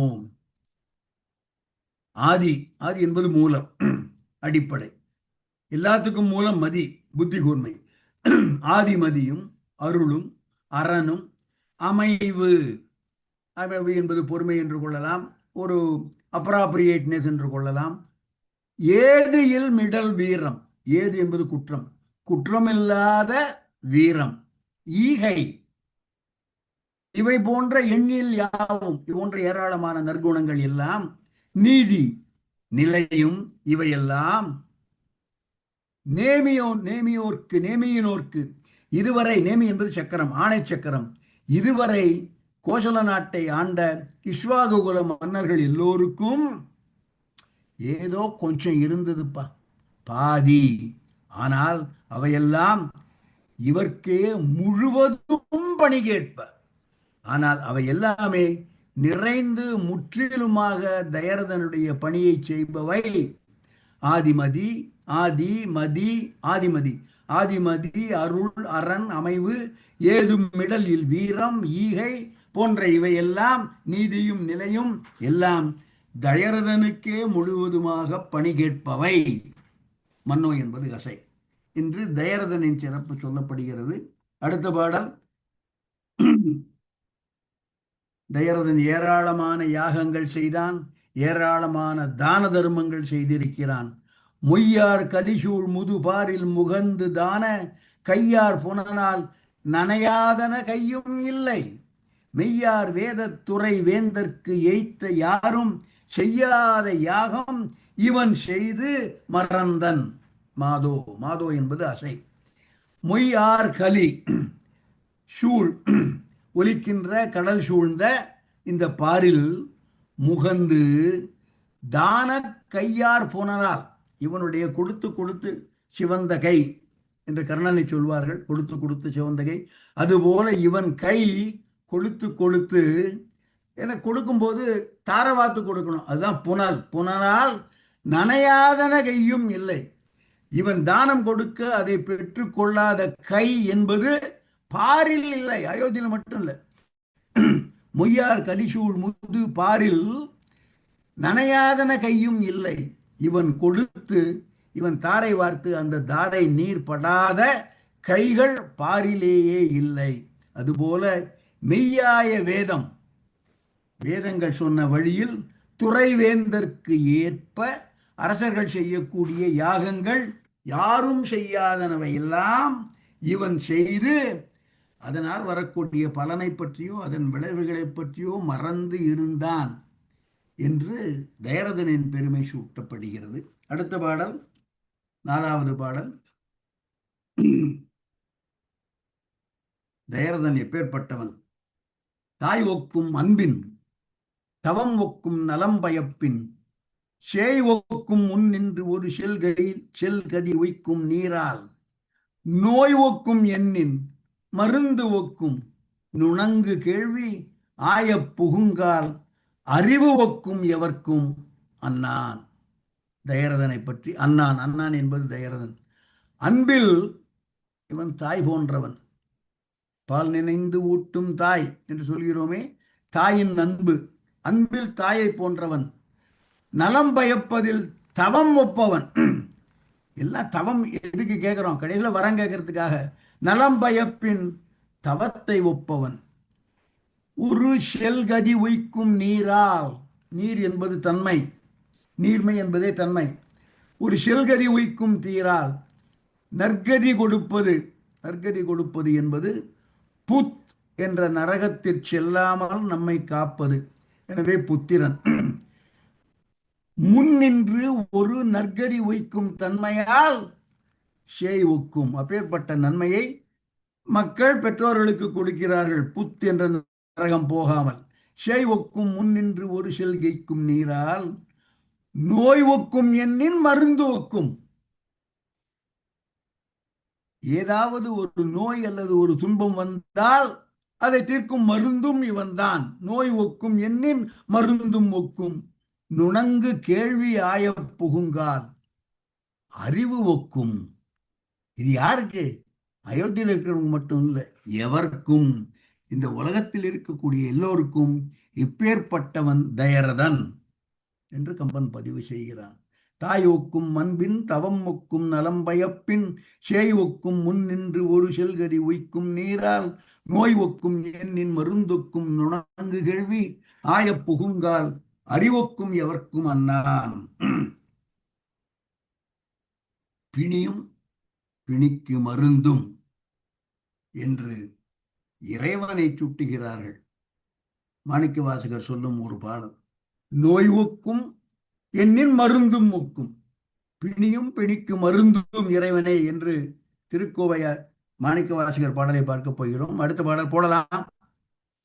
இறைவனை பற்றிய மாணிக்கவாசகருடைய பார்வை. அணியும் அமிழ்தும் என் ஆவியும் ஆயவன் தில்லை சிந்தா மணி உம்பரார் அறியா அடி வாழ்த்தலரின் பிணியும் அதற்கு மருந்தும் பிறழப் பிறமின்னும் பணியும் புரைமருங்குல் பெருந்தோணி படைக்கண்களே.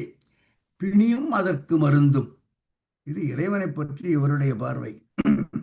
பிணியும் பிணிக்கு மருந்தும் என்பது தன்னுடைய காதலியின் பார்வை என்று வள்ளுவர் சொல்லும் அடுத்த பாடலையும் பார்த்து விடலாம்.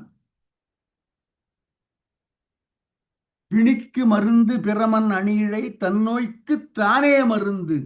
தன்னோய்க்கு தானே மருந்து. பிணிக்கு மருந்து பிற பிற நோய்களுக்கெல்லாம் தனியாக மருந்து இருக்கின்றது. ஆனால் தன் நோய்க்கு தானே மருந்து. நோயும் இவளே மருந்தும் இவளே என்பது வள்ளுவனுடைய பார்வை. அடுத்த பாடல் தயரதனுடைய புகழ் பாடும் பாடல். ஈந்தே கடந்தான் இறப்போர் கடல் எண் இல் நுண் நூல் ஆய்ந்தே கடந்தான் அறிவெனும் அளக்கர் வாளால் காய்ந்தே கடந்தான் பகை வேலை கருத்து முற்ற தோய்ந்தே கடந்தான் திருவின் தொடர் போக பௌவம். 4 விதமான சொற்களை கம்பன் கையாள்கிறான் இந்த இடத்தில் கடல் என்று சுட்டுவதற்கு. முதல் வார்த்தை, முதல் வரியில் இருக்கும் வார்த்தை மட்டும்தான் கடல். ஈந்தே கடந்தான் இறப்போர் கடல். இறப்பவர்கள் என்னும் அந்த கடலளவு உடையவர்கள், கடலை ஒத்த இறப்பவர்கள் இருக்க அவர்கள் எல்லோரையும் நம்ம பார்க்குறோம். சில இடத்துல மலையில ஏறி போகும்போது வரிசையா பிச்சைக்காரங்க வந்திருப்பாங்க. இறப்போர் கடல் அவற்றை எல்லாம் எவ்வாறு ஈந்தே கடந்தான். இறப்பவர்களை எல்லாம் அவர்களுக்கு கொடுத்து கொடுத்து அந்த கடலை கடந்தவன் எண்ணில் நுண்ணூல் ஆய்ந்தே கடந்தான். எதை? அறிவு என்னும் அளக்கர். அளக்கர் என்றால் கடல். அறிவு கடலை எண்ணிலாத நூல்களை ஆய்ந்து கடந்தவன். அறிவு கடலை கடந்தது இவ்வாறு. பகை வேலை, பகைவர்களாகிய கடலை, பகை என்னும் கடலை வாளால் காய்ந்தே கடந்தான். வாழ் உண்டு போரிட்டு வென்று கடந்தான் பகை வேலை. இந்த 3 கடலையும் எவ்வாறு கடந்தான் என்று கம்பன் சொல்கிறான். இறப்பவர்களை ஈந்தே கடந்தான். அறிவு என்னும் அளக்கர் அதை ஆய்ந்தே கடந்தான். பகை என்னும் கடலை வாளால் கடந்தான்.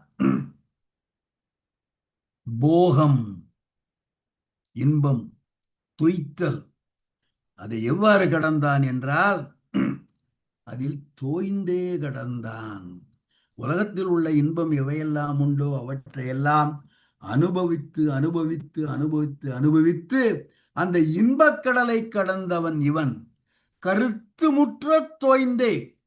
பாருங்க, மிகுந்த ஈடுபாடுடன் அப்படியே முங்கி போறது. கருத்து முற்ற தோய்ந்தே கடந்தான் போக பவ்வம்.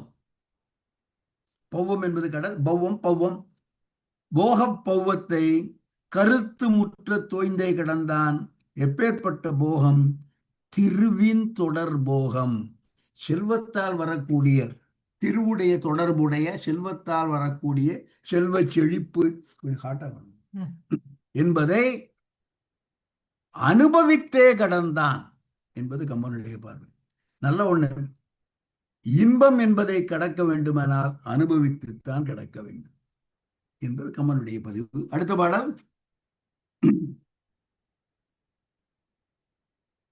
இந்த இடத்துல ஒரு மிகைப்பாடல் இருக்கு. இந்த மிகைப்பாடலை நான் சுட்டுவதற்கு காரணம், தயரதனை பற்றி இவ்வளவு சொல்லிக் கொண்டது இந்த ஒரு பாடலில் தான். அவன் சூரிய குலத்து மன்னன் என்பது சொல்லப்படுகிறது. விரிகதர் பரப்பி மெய்ப்புவனம் மீது இருள் பருகுறும் பருதியம் குலத்தில், பருதியம் குலத்தில், சூரிய குலத்தில் பார்த்திபன் இரகு ரகு மற்றும் அவன் மகன் அயன் என்பான். அவன் பெருகு மாதவத்தில் பிறந்த தோன்றல். வழி வழியாக ரகுவம்சம், பார்த்திபன், அவன் மகன் அயன் என்பது அவர்களெல்லாம் வழிவந்த சூரிய குலத்தில் வந்தவன் தயரதன் என்பது சொல்லப்படுகிறது. அடுத்த பாடல்.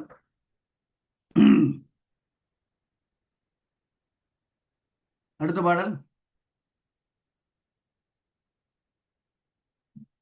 வெள்ளமும் பறவையும் விலங்கும் வேசையர் உள்ளமும் ஒரு வழி ஓட நின்றவன் தள்ளரும் பெருப்புகள் தயரத பெயர் வள்ளல் வள்ளுரை அயில் மன்னர் மன்னனே.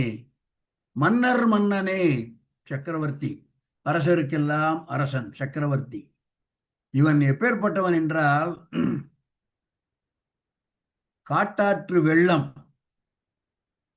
அது கரை உடைத்து கொண்டு போகும் வெள்ளம். இந்த வழியில் தான் செல்லும் என்று யாரும் அதை கட்டுப்படுத்த முடியாது. யாரும் அதற்கு விதியோ வரைமுறையோ செய்ய முடியாது. காட்டாற்று வெள்ளம். பறவை, அது வானில் பறக்கிறது. இஷ்டப்பட்ட நேரத்துக்கு, இஷ்டப்பட்ட டைரக்ஷன், இஷ்டப்பட்ட தூரம், இஷ்டப்பட்ட உயரம் பறக்கும்.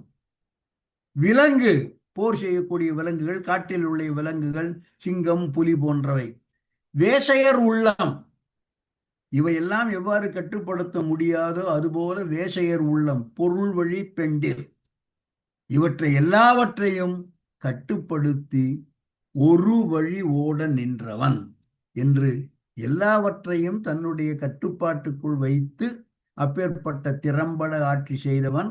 இவனுடைய கட்டுப்பாட்டுக்குள் எவையெல்லாம் இருந்தன என்றால், காட்டாற்று வெள்ளம், பறக்கின்ற பறவை, ஓடித் திரிகின்ற விலங்குகள், வேசையருடைய உள்ளம், எல்லாவற்றையும் ஒரு வழி ஓட நின்றவன் தள்ளரும் பெரும் புகழ் தயரதன். தள்ளுதல் என்றால் ஒதுக்கி தள்ள முடியாத, எள்ளி நகையாட முடியாத பெரும் புகழ் உடைய தயரத பெயர் வள்ளல். வள் உரை அயில். அயில் என்பது கூர்மையான, பொதுவாக வேல், கூர்மையான ஆயுதம். வள் உரை என்பது தோலாலான உரை. உரைக்குள் இடப்பட்டு வைத்திருக்கக்கூடிய ஆயுதம் உடைய மன்னன் சக்கரவர்த்தி. அடுத்த பாடம்.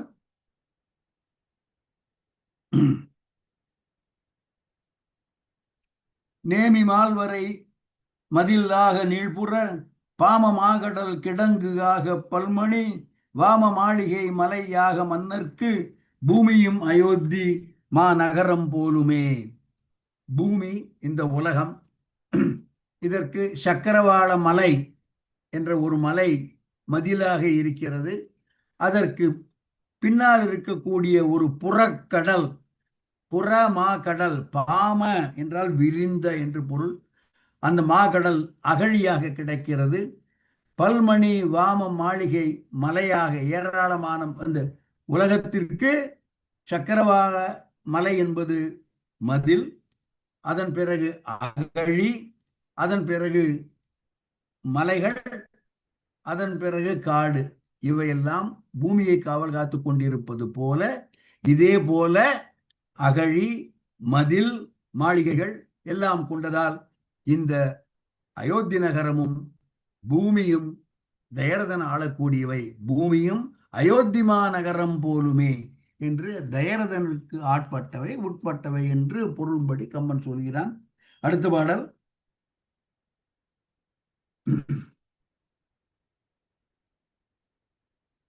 யாவரும் வன்மை நேர் எரிந்து தீட்டலால் மேவரும் கையடை வேலும் தேயுமால் கோவுடை நெடுமுனி மகுட கோடியால் சேவடி அடைந்த பொன் கடலும் தேயுமால்.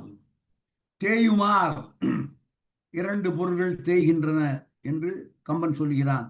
இரண்டாவது அடியின் இறுதி வார்த்தைகள் கை அடை வேலும் தேயுமால். கையில் இருக்கக்கூடிய வேல் தேய்ந்து போகிறது. நான்காவது அடியின் இறுதி சொல் பொன் கடலும் தேயுமால். காலில் அணிந்திருக்கக்கூடிய வீரக்கடலும் தேய்ந்து போகிறது தயரதனுக்கு. கையிலுடைய வேல் யாவரும் வன்மை நேர் எரிந்து தீட்டலால், பகைவர்கள் எத்தனை பேர் வந்தாலும் நேராக நின்று எதிர்ந்து போரிட்டு வெல்லக்கூடிய ஆற்றல் உடைய படையை உடையதால் அவனுடைய வேல் அவ்வப்பொழுது கூர்மையாகி கொண்டே இருப்பதால் தேய்ந்து போகிறது. கையில் இருக்கும் போர்க்கருவி தேய்ந்து போகிறது. அதுபோல காலில் இருக்கும் கடலும் தேய்ந்து போகிறது. சேவடி அடைந்த பொன் கடல், காலில் இருக்கக்கூடிய வீரக்கடலும் தேய்ந்து போகிறது. ஏனென்றால் கோவுடை நெடு மணி மகுட கோடியால். கோ என்பது அரசன், சிற்றரசர்கள். இங்கே அவர்களுடைய மகுடம், அவர்கள் அணிந்த கிரீடம், மணிமுடி எல்லோரும் தயரதனுடைய காலில் வந்து பணிந்து பணிந்து வீழ்கிறார்கள். அது கோடி என்பது வரிசை, எண்ணிக்கை என்று கொள்ள வேண்டாம், வரிசை. எல்லோரும் வரிசையாக வந்து தயரதனுடைய காலில் தம்முடைய மடிமுடிகள் படும்படி வணங்கி வணங்கி செல்வதால் அந்த மணிமுடிகள் பட்டு பட்டு தயரதனுடைய வீர கடல் தேய்ந்து போகிறது. பகைவர்களுடன் போரிட்டு போரிட்டு அவனுடைய கையில் இருக்க வேல் தேய்ந்து போகிறது என்று, கையில் உள்ள கருவியும் தேய்கிறது, காலில் உள்ள கடலும் தேய்கிறது என்று கம்பன் தயரதனின் சிறப்பை சொல்கிறான். இதுல ரெண்டு பாடல். மன்னர்கள் வந்து பணிவதால் அரசனுடைய கடல் தேய்ந்து போகிறது. இலக்கியத்தில் இரண்டு பயன்பாடுகள் இதே போல, ஒன்று நளவெண்பா, மற்றொன்று முத்தொள்ளாயிரம். நளவெண்பா பாடலை பார்க்கலாம். அடுத்த பாடல் வால். எந்தை கடல் இணையில் எம்மருங்கும் காணலாம் கந்து சுழியும் கடாக்களிற்றின் வந்து பனிமுடியிற் பார்க்கும் பார்வேந்தர் தங்கள் மணிமுடியில் தேய்ந்த வடு. பனிமுடியில் பார்காக்கும் பார்வேந்தர் தங்கள் மணிமுடியில் தேய்ந்த வடு எந்தை கடல் இணையில் எம்மருங்கும் காணலாம் என்பது நளவெண்பா பாடம். இதே போன்று முத்தொள்ளாயிரத்தில் வரும் பாடல். அடுத்த பாடல், இன்றைக்கு எல்லாரும் வந்து மன்னருடைய, அடுத்த பாடல், மன்னருடைய காலில் விழாதீங்க, நேத்திக்கு வந்து விழுந்தவங்களால ஆகிய புண் இன்னும் மாறவில்லை மன்னனுக்கு. நின்றின் மீர் மன்னன் நெருநல், நெருநல் என்றால் நேற்று, திரை கொணர்ந்து முன் தந்த மன்னர் முடி தாக்க இன்றும் திருந்த அடி புண்ணாகி செவ்வி இளனே பெருந்தன் உறந்தையார்கோ. செவ்வி இளனே, நன்னா இல்ல மன்னன், ஏனென்றால் திருந்தடி புண்ணாகி, இந்த புண் ஏன், திரை கொணர்ந்து முன் தந்த மன்னர் முடி தாக்க என்பது பொருள். அடுத்த பாடல், மண்ணிடை உயிர் சொரும் வளர்ந்து தேய்வின்றி தந்தழல் பரப்பவும் இருளை தள்ளவும் அண்ணல் குடைமதி அமையும் ஆதலான் விண்ணின் மதியினை மிகை என்பவே. உலகத்தில் இருக்கக்கூடிய எல்லா உயிர்களுக்கும் அவர்களுக்கு நன்மை செய்யும் பொருட்டு வளர்ந்து தேய்வு இன்றி தன் திழல் பரப்பவும் இருளை தள்ளவும் அண்ணல்தன் குடை மதி அமையும்.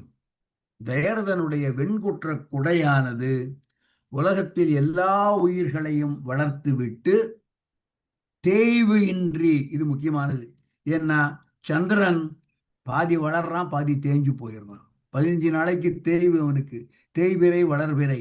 ஆனால் இந்த மன்னனுடைய குடை தேய்வு இன்றி தன் நிழல் பரப்பவும் எல்லா இடத்திலும் ஒளி வீசி திகழ்கிறது, இருளை தள்ளுகிறது.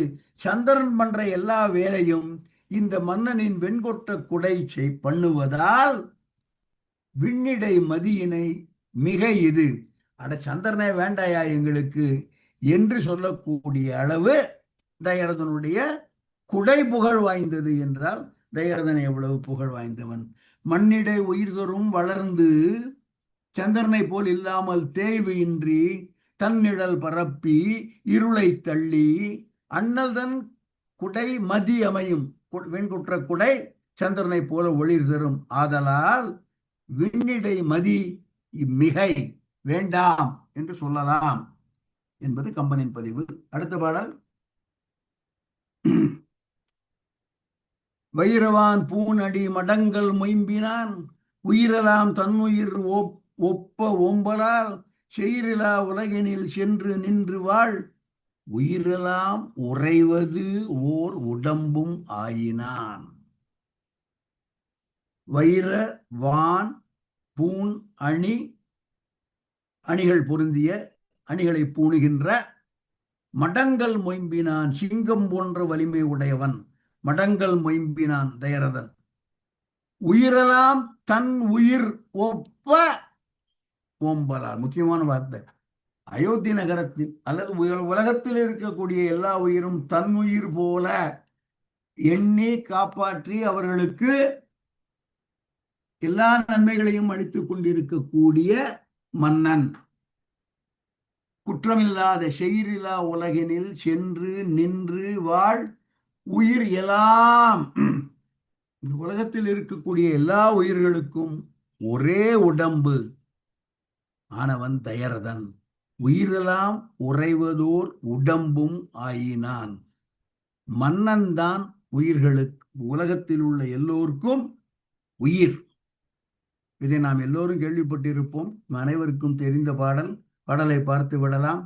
மன்னன் தான் எல்லோருக்கும் உயிர். பாடல், நெல்லும் உயிரென்று நீரும் உயிரென்று மன்னன் உயிர்த்தே மலர்தலை உலகம் என்பது புறநானூறு. நெல்லும் உயிரென்று நீரும் உயிரென்று மன்னன் உயிர்த்தே மலர்தலை உலகம் ஆதலால் யான் உயிர் என்பது அருகே வேல்மிகு தானே வேந்தற்கு கடனே என்று மன்னன் உயிர்த்தே மலர்தலை உலகம் என்பது புறநானூறு. அதே கருத்தைத்தான் கம்பன் இங்கு சொல்கிறான். அடுத்த பாடல், அரசியல் படலத்தின் இறுதி பாடல். அடுத்த பாடல்,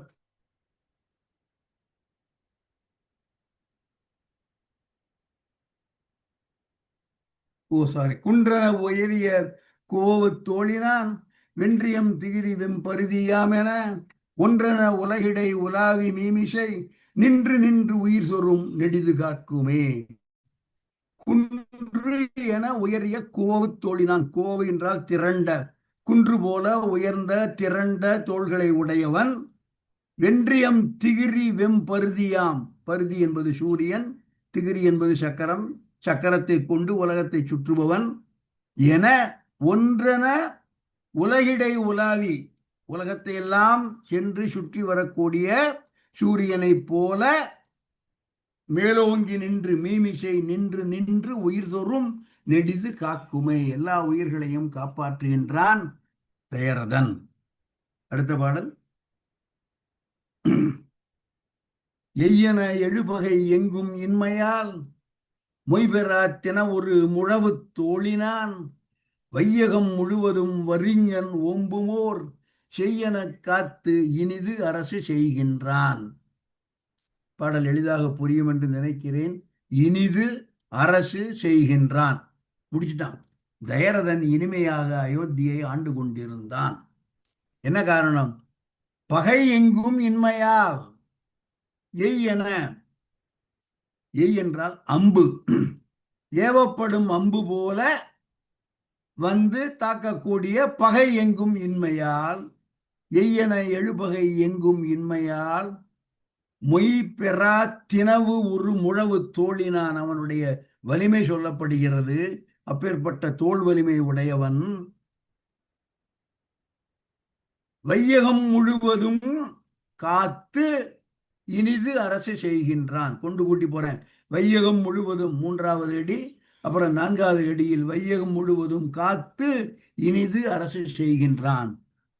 எவ்வாறு என்பதற்கு கம்பன் ஒரு உதாரணம் சொல்கின்றான். வரிங்கன் ஓம்புமோர் செய் என 10 ஏக்கர் 15 ஏக்கர் 4 வேலி ஏகப்பட்ட நிலங்கள்லாம் இருக்கிறவன் அவர்களும் தங்களுடைய நிலங்களை பார்த்து கொண்டிருப்பார்கள். இருக்கிறது ஒரே ஒரு வயல். ஓர் செய், செய் என்றால் வயல். ரொம்ப ஏழப்பட்டவன், அவனுக்கு இருக்கிறது ஒரே ஒரு சின்ன வயல். அந்த வயலை அந்த வரிஞன் எவ்வாறு ஓம்பி ஓம்பி பேணி பேணி அது மேலேயே கண் வச்சு அதையே தன்னுடைய உயிர் போல காப்பாற்றி வருவானோ. வரிஞன் ஓம்பும் ஓர் செய். இல்லாதவன், மிகுந்த ஏழைப்பட்டவன், அவன் தன்னிடம் இருக்கக்கூடிய ஒரே ஒரு காணி நிலத்தையோ ஒரு சின்ன தோட்டத்தையோ ஒரு சின்ன பூங்காவனத்தையோ எவ்வாறு கண்ணும் கருத்துமாக பாதுகாத்து வருவானோ.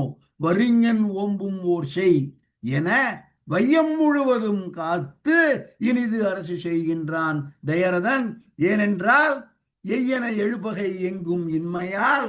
இவன் ஏன் இவ்வாறு காப்பாற்றுகின்றான் என்றால், இவன் மொய் பெறா தினவு ஒரு முழவு தோழினான் என்று அரசியல் படலம் முடிவடைகிறது.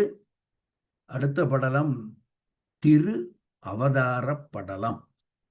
திரு அவதார படலம் ராமனுடைய அவதாரம் நிகழும் படலம்.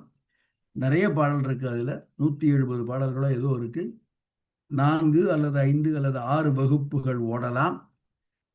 ஸோ ராமனுடைய அவதாரம் இனிமேல் தான் நிகழப்போகிறது. இதுவரை நாட்டுப்படலம், ஆற்றுப்படலம், நகரப்படலம், அரசியல் படலம் என்பதை பார்த்தோம். நான் சொன்னது போல கதாபாத்திரங்கள் யாரும் இல்லாத அரசியல் படலத்தில் மட்டும் அங்கங்கே தயரதன் தலைத்து விட்டுகிறான். இந்த அளவில் என்னுடைய வகுப்பை நான் இன்று நிறைவு செய்து கொள்கிறேன். வழக்கம் போல அபிப்பிராயங்கள் சொல்பவர்கள், மேல் விளக்கம் சொல்பவர்கள் தாராளமாக சொல்லலாம். ஏதேனும் ஐயம் இருந்தால் சொல்லலாம், அல்லது அடுத்த வகுப்பில் பார்ப்போம். அனைவருக்கும் நன்றி. கீர்த்திவாசன், எல்லாரையும் ஓபன் பண்ணி விடலாம். வணக்கம் ராஜன். சொல்லுங்க முகுந்தன். 3 ஐட்டம். ஒண்ணு ஆனாது செல்வத்து. அது திருத்தேவனார் தொகையிலையும் திருமங்கையாழ்வார் சொல்லுவார். வான்னாடும் மண்ணாடும் மற்றுள்ள பல்லுயிரும் தானாய எம்பெருமான் தலைவனமர்ந்து உரையும் இடம் ஆனாத பெருஞ்செல்வத்து அழுமறையோர் நாங்கை தன்னுள் தேனாரும் மலர்பொழிசூழ் திருத்தேவனார் தொகையே அப்படின்னு அந்த ஆனாத அங்கேயும் யூஸ் பண்ணியிருக்காரு அவர். 2வது கொள்வார் இல்லாமையார் கொடுப்பார் இல்லைன்னு வந்து அது கேட்கும்போது வறுமைக்கு வறுமையோய் வைத்ததோர் மாமன்னன் வாழ்கவேன்னு அந்த கலந்தன்ல எழுதும். அந்த இது ஞாபகம் இருக்கு. 3வது 73வது பாட்டுல வாழும் மாக்கள்னு எழுதுறோம். மாக்கள்னா நார்மலா நம்ம அதை நல்லதா விலங்குகள் எடுத்துக்க மாட்டோமே. விலங்குகள் விலங்குகள்னு எழுதுறோம். அது அது நீங்க மக்களா அதெல்லாம் மாக்களா? பாத்தீங்கன்னா விலங்குகள்னு சொல்றாங்க. ம். ஐந்தறிவு உடையன்னு சொல்லும் போது 6 அறிவு இருந்தாலும் 5 அறிவு உடைய மக்கள் அப்படின்னு சொல்றாங்க.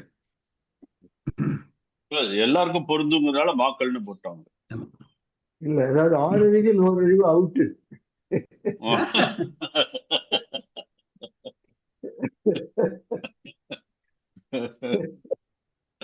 அதான் தேங்க்ஸ் ராஜீவ். மற்றவர்கள் சார் ஒரு சந்தேகம் சார். சொல்லுங்க. செய்னா வந்து நிலம் சொன்னீங்க இல்லையா? என்னது? செய்னா நிலம் சொன்னீங்க. ஆமா, செய்னா நிலம். நம்ம ஊர் பக்கம் புன்செய் நன்செய்ன்னு சொல்லுவாங்க. அதேதான் சார். நல்ல ஆமா, நிலம். அதேதான், ஆமா, அதேதான். அதேதான். செய் என்றால் அதேதான். நிலம். நிலம் அவ்வளவுதான். ஆமா. Okay, okay. நஞ்சை புஞ்சை அது அந்த செய்யுங்கிறது அதுதான். ஓகே, நன்றி. ஒரு பாடல்ல யானையுடைய மதநீருக்கு தானம், ஆமா, தானம்ங்கிற சம்ஸ்கிருத வார்த்தை ஆதிசங்கரருடைய கணேச பஞ்சரத்துல கபோல தான வாரிணம் அப்படின்னு வரும். கபோலம் அதுல இருந்து வழியக்கூடிய மதநீர், அப்படி இருக்கக்கூடிய பிள்ளையார் கபோல தான வாரிடம்னு வரும். ஸோ அந்த தானவாரிங்கிறது புராணம். அந்த சம்ஸ்கிருத வார்த்தை தானம். மற்றவர்கள் உம்பர் என்றால் யோகமூர்த்தி, உம்பர் என்றால் மேலுலகத்தில் இருப்பவர் என்று சொன்னீங்க. நிறைய விஷய பொருள் இருக்கு. உம்பர் என்றால் பொதுவாக அப்பர், மேல், மேலே என்ற பொருள். அதை வைத்து மேலே இருப்பவர்களையும் உம்பர் தேவர்கள் என்று சொல்கிறார்கள். அந்த ஆழியான் உலகில் உம்பி பரதனை ஆள, அதுல உங்கள் தம்பி என்னச்சன் இல்ல, ஆழிசூழ் உலகமெல்லாம் உம்பி, அந்த உம்பர்ங்கிறது வரல. ஆழிசூழ் உலகமெல்லாம் பரதனை ஆள. நீ போய் உம்பி என்பது தம்பி. ஓகே, உன்னுடைய தம்பி. உம்பி என்பது உன்னுடைய தம்பி. உன்னுடைய தம்பி. ஓகே. உம்பர் வானத்து கோளையும் மீனையும் ஓர்ந்தளந்ததோர் பாஸ்கரன் மாட்சியும். உம்பர் வானத்து கோளையும் மீனையும் ஓர்ந்தளந்ததோர் பாஸ்கரன். உம்பர் வானம் மேலே இருக்கக்கூடிய வானம். பொதுவா உம்பர் என்பது எனிதிங் which is up. அங்கே இருக்கக்கூடிய மக்களையும் உம்பர் என்று தேவர்களை, வான்நாட்டவர்களை சொல்வது இலக்கியத்தில் மரபாக வந்து கொண்டிருக்கிறது. வெற்றி வாகை சூடிய வீரர்கள் அணியும் ஒரு கழல் அணி, அதுக்கு பேரு தண்டைன்னு பேரு. அருணகிரிநாதர் பல இடங்கள்ல உபயோகப்படுத்தியிருக்கார். தண்டை அணி வெண்டயம் அப்படின்னு திருச்செந்தூர்ல பாட்டு இருக்கு. அப்புறம் சிந்திக்கிலேன் என்று சேவிக்கிலேன், தண்டை சிற்றடியை வந்திக்கிலேன். ஸோ அந்த தண்டைங்கிறது ரொம்ப பரவலாக உபயோகப்படுத்தியிருக்கிற வார்த்தை. இன்னும் ஒரே ஒரு கமெண்ட், அந்த பரிச்செண்டுங்கிறது எனக்கு இன்னொரு ஒரு கோரமான ஒரு விளையாட்டு. பல நமக்கு வடக்கில் இருக்கக்கூடிய பல நாடுகளில் இருக்கக்கூடிய ஒரு விளையாட்டு வந்து அவங்க இந்த ஆட்டோட தலையை குதிரை மேல இருந்துன்னு அதை அடிச்சு விளையாடுறது. அதுக்கு வந்து புஸ்காஷின்னு பேர் அந்த விளையாட்டுக்கு. ஆப்கானிஸ்தான்ல இன்னைக்கும் நடக்கிற விளையாட்டு அது. அதே போல வேற பல விளையாட்டுகள் இருக்கு. நான் அதை உங்களுக்கு விக்கிபீடியா லிங்க் நான் அதில் சேட்ல போஸ்ட் பண்ணேன். இன்ட்ரெஸ்ட் இருக்கிறவா அதை போய் பார்க்கலாம். குதிரை மேல இருந்து எதெல்லாம் கிடைக்குமோ அதெல்லாம் அடிச்சு விளையாடுற விளையாட்டுகள் இருந்திருக்கு. செண்டுங்கிறது பொதுவா நிறைய இடங்கள்ல செண்டு, மலர் செண்டு. மலர் செண்டு பண்டு. ஆமா. ஆனா இது வந்து எனக்கு அந்த புஸ்காஷியே நீங்க பழைய காலத்துல இருந்து இருக்கிறதுன்னு சொல்றதுக்கு நான் சொன்னேன். ஆமாம், ஆதி காலத்துல கொஞ்சம் அந்த மாதிரி ஒரு முரட்டு இது நேச்சர் இருக்கிற இவர்களுக்கும் நம்ம காட்டு மிராண்டிகள்னு கூட சொல்லலாம். அப்பேற்பட்டவர்கள் கூட விளையாடிய ஒரு விளையாட்டாக அந்த மாதிரி குதிரையிலிருந்து அவர்கள் இந்த மாதிரி மிருகங்களுடைய தலைகளை உருட்டி புரட்டி விளையாடி இருக்கிறதாக இன்னைக்கும் இருக்கு. அந்த ஸோ ஒரு interesting, just side note. Okay, thank you. நான் ஸ்ரீமதி பேசுறேன்.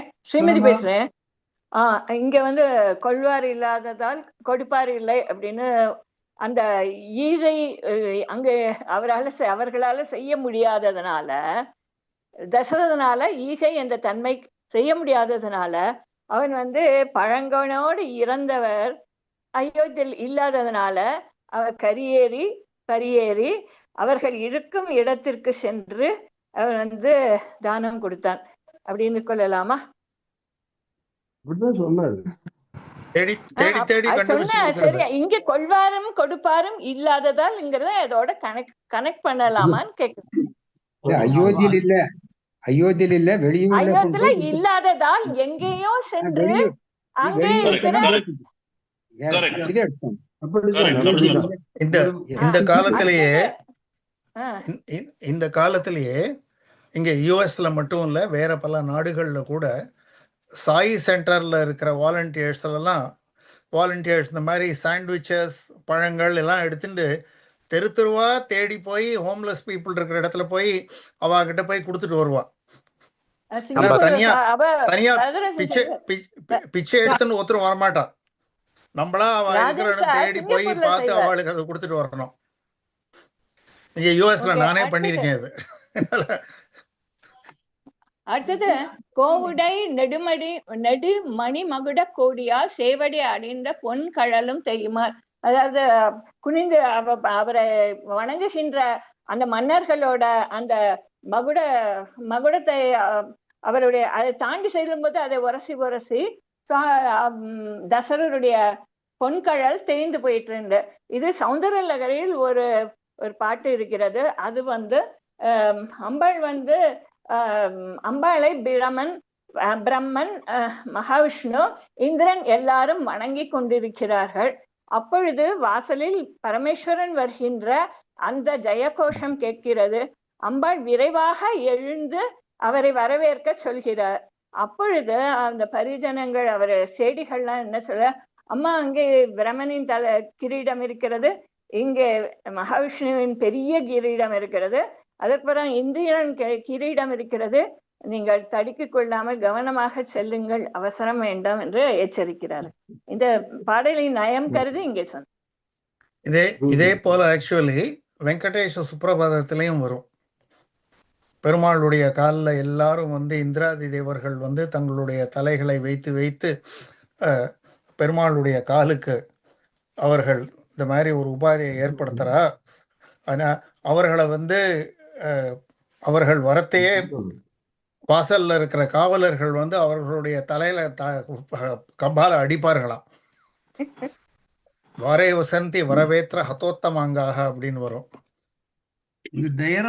தயரதன் இறந்த பொழுது எனக்கு யாருன்னு சரியா ஞாபகம், அப்புறம் பார்க்குறேன், புலம்பும் பொழுது பரதன் சொன்னானா ராமன் சொன்னானா இல்லை கம்பனை கழி கூற்றாக சொல்கிறானா தெரியவில்லை, இந்த உலகத்துல இனிமே இறப்போர் யாரும் இல்லை என்று சொல்லி இறப்பவர்களெல்லாம் விண்ணுலகில் தான் இருக்கிறார்கள் என்று அங்கு தானம் செய்வதற்காக சென்று விட்டாயோ நீ அப்படின்னு தயரதனுடைய இறப்பை பற்றி பேசுகிறார்கள்.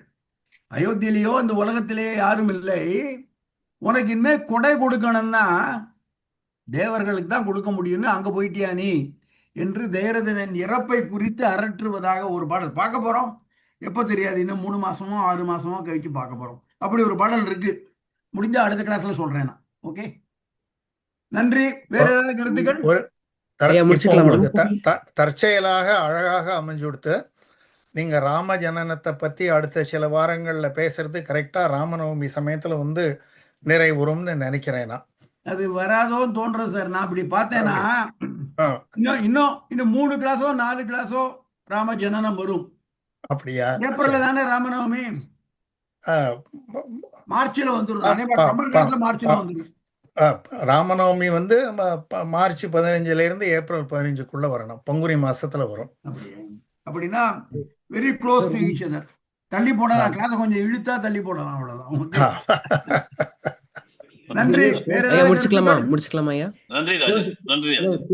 இல்ல சார், ஒரு பாயிண்ட் சார். இந்த உம்பிங்கிறதுக்கு அவரு சொன்னாரு, உம்பிங்கிறது உன் தம்பிங்கிறதுக்கு ஒரு இடத்துல கோசலை சொல்றேன். அதாவது ராமருக்கு நீ பரதன் நல்லவன் தான், அவனோட நீ ஒன்றி அதாவது நும்பிக்கு நான் நிலம் நீ கொடுத்து ஒன்றி வாழுது ஊழி பல என்றான். உம்பியன்னா உன் தம்பியன் தான் அங்க அர்த்தம். அது சொல்ல வரேன். நன்றி. வேற ஏதாவது கருத்துக்கள்? ஐயா முடிச்சுக்கலாமா ஐயா? முடிச்சுக்கலாம் ஐயா. முடிச்சுக்கலாமா ஐயா? ஓகே ஐயா, நன்றி. நன்றி கீர்த்திவாசன். எனக்கு அப்புறம் சாட் பாக்ஸ் அனுப்புங்க. அனுப்பி விடுறேன் ஐயா. Okay, thank you. நன்றி தேங்க்யூ. நன்றி நன்றி அனைவருக்கும் நன்றி. நன்றி.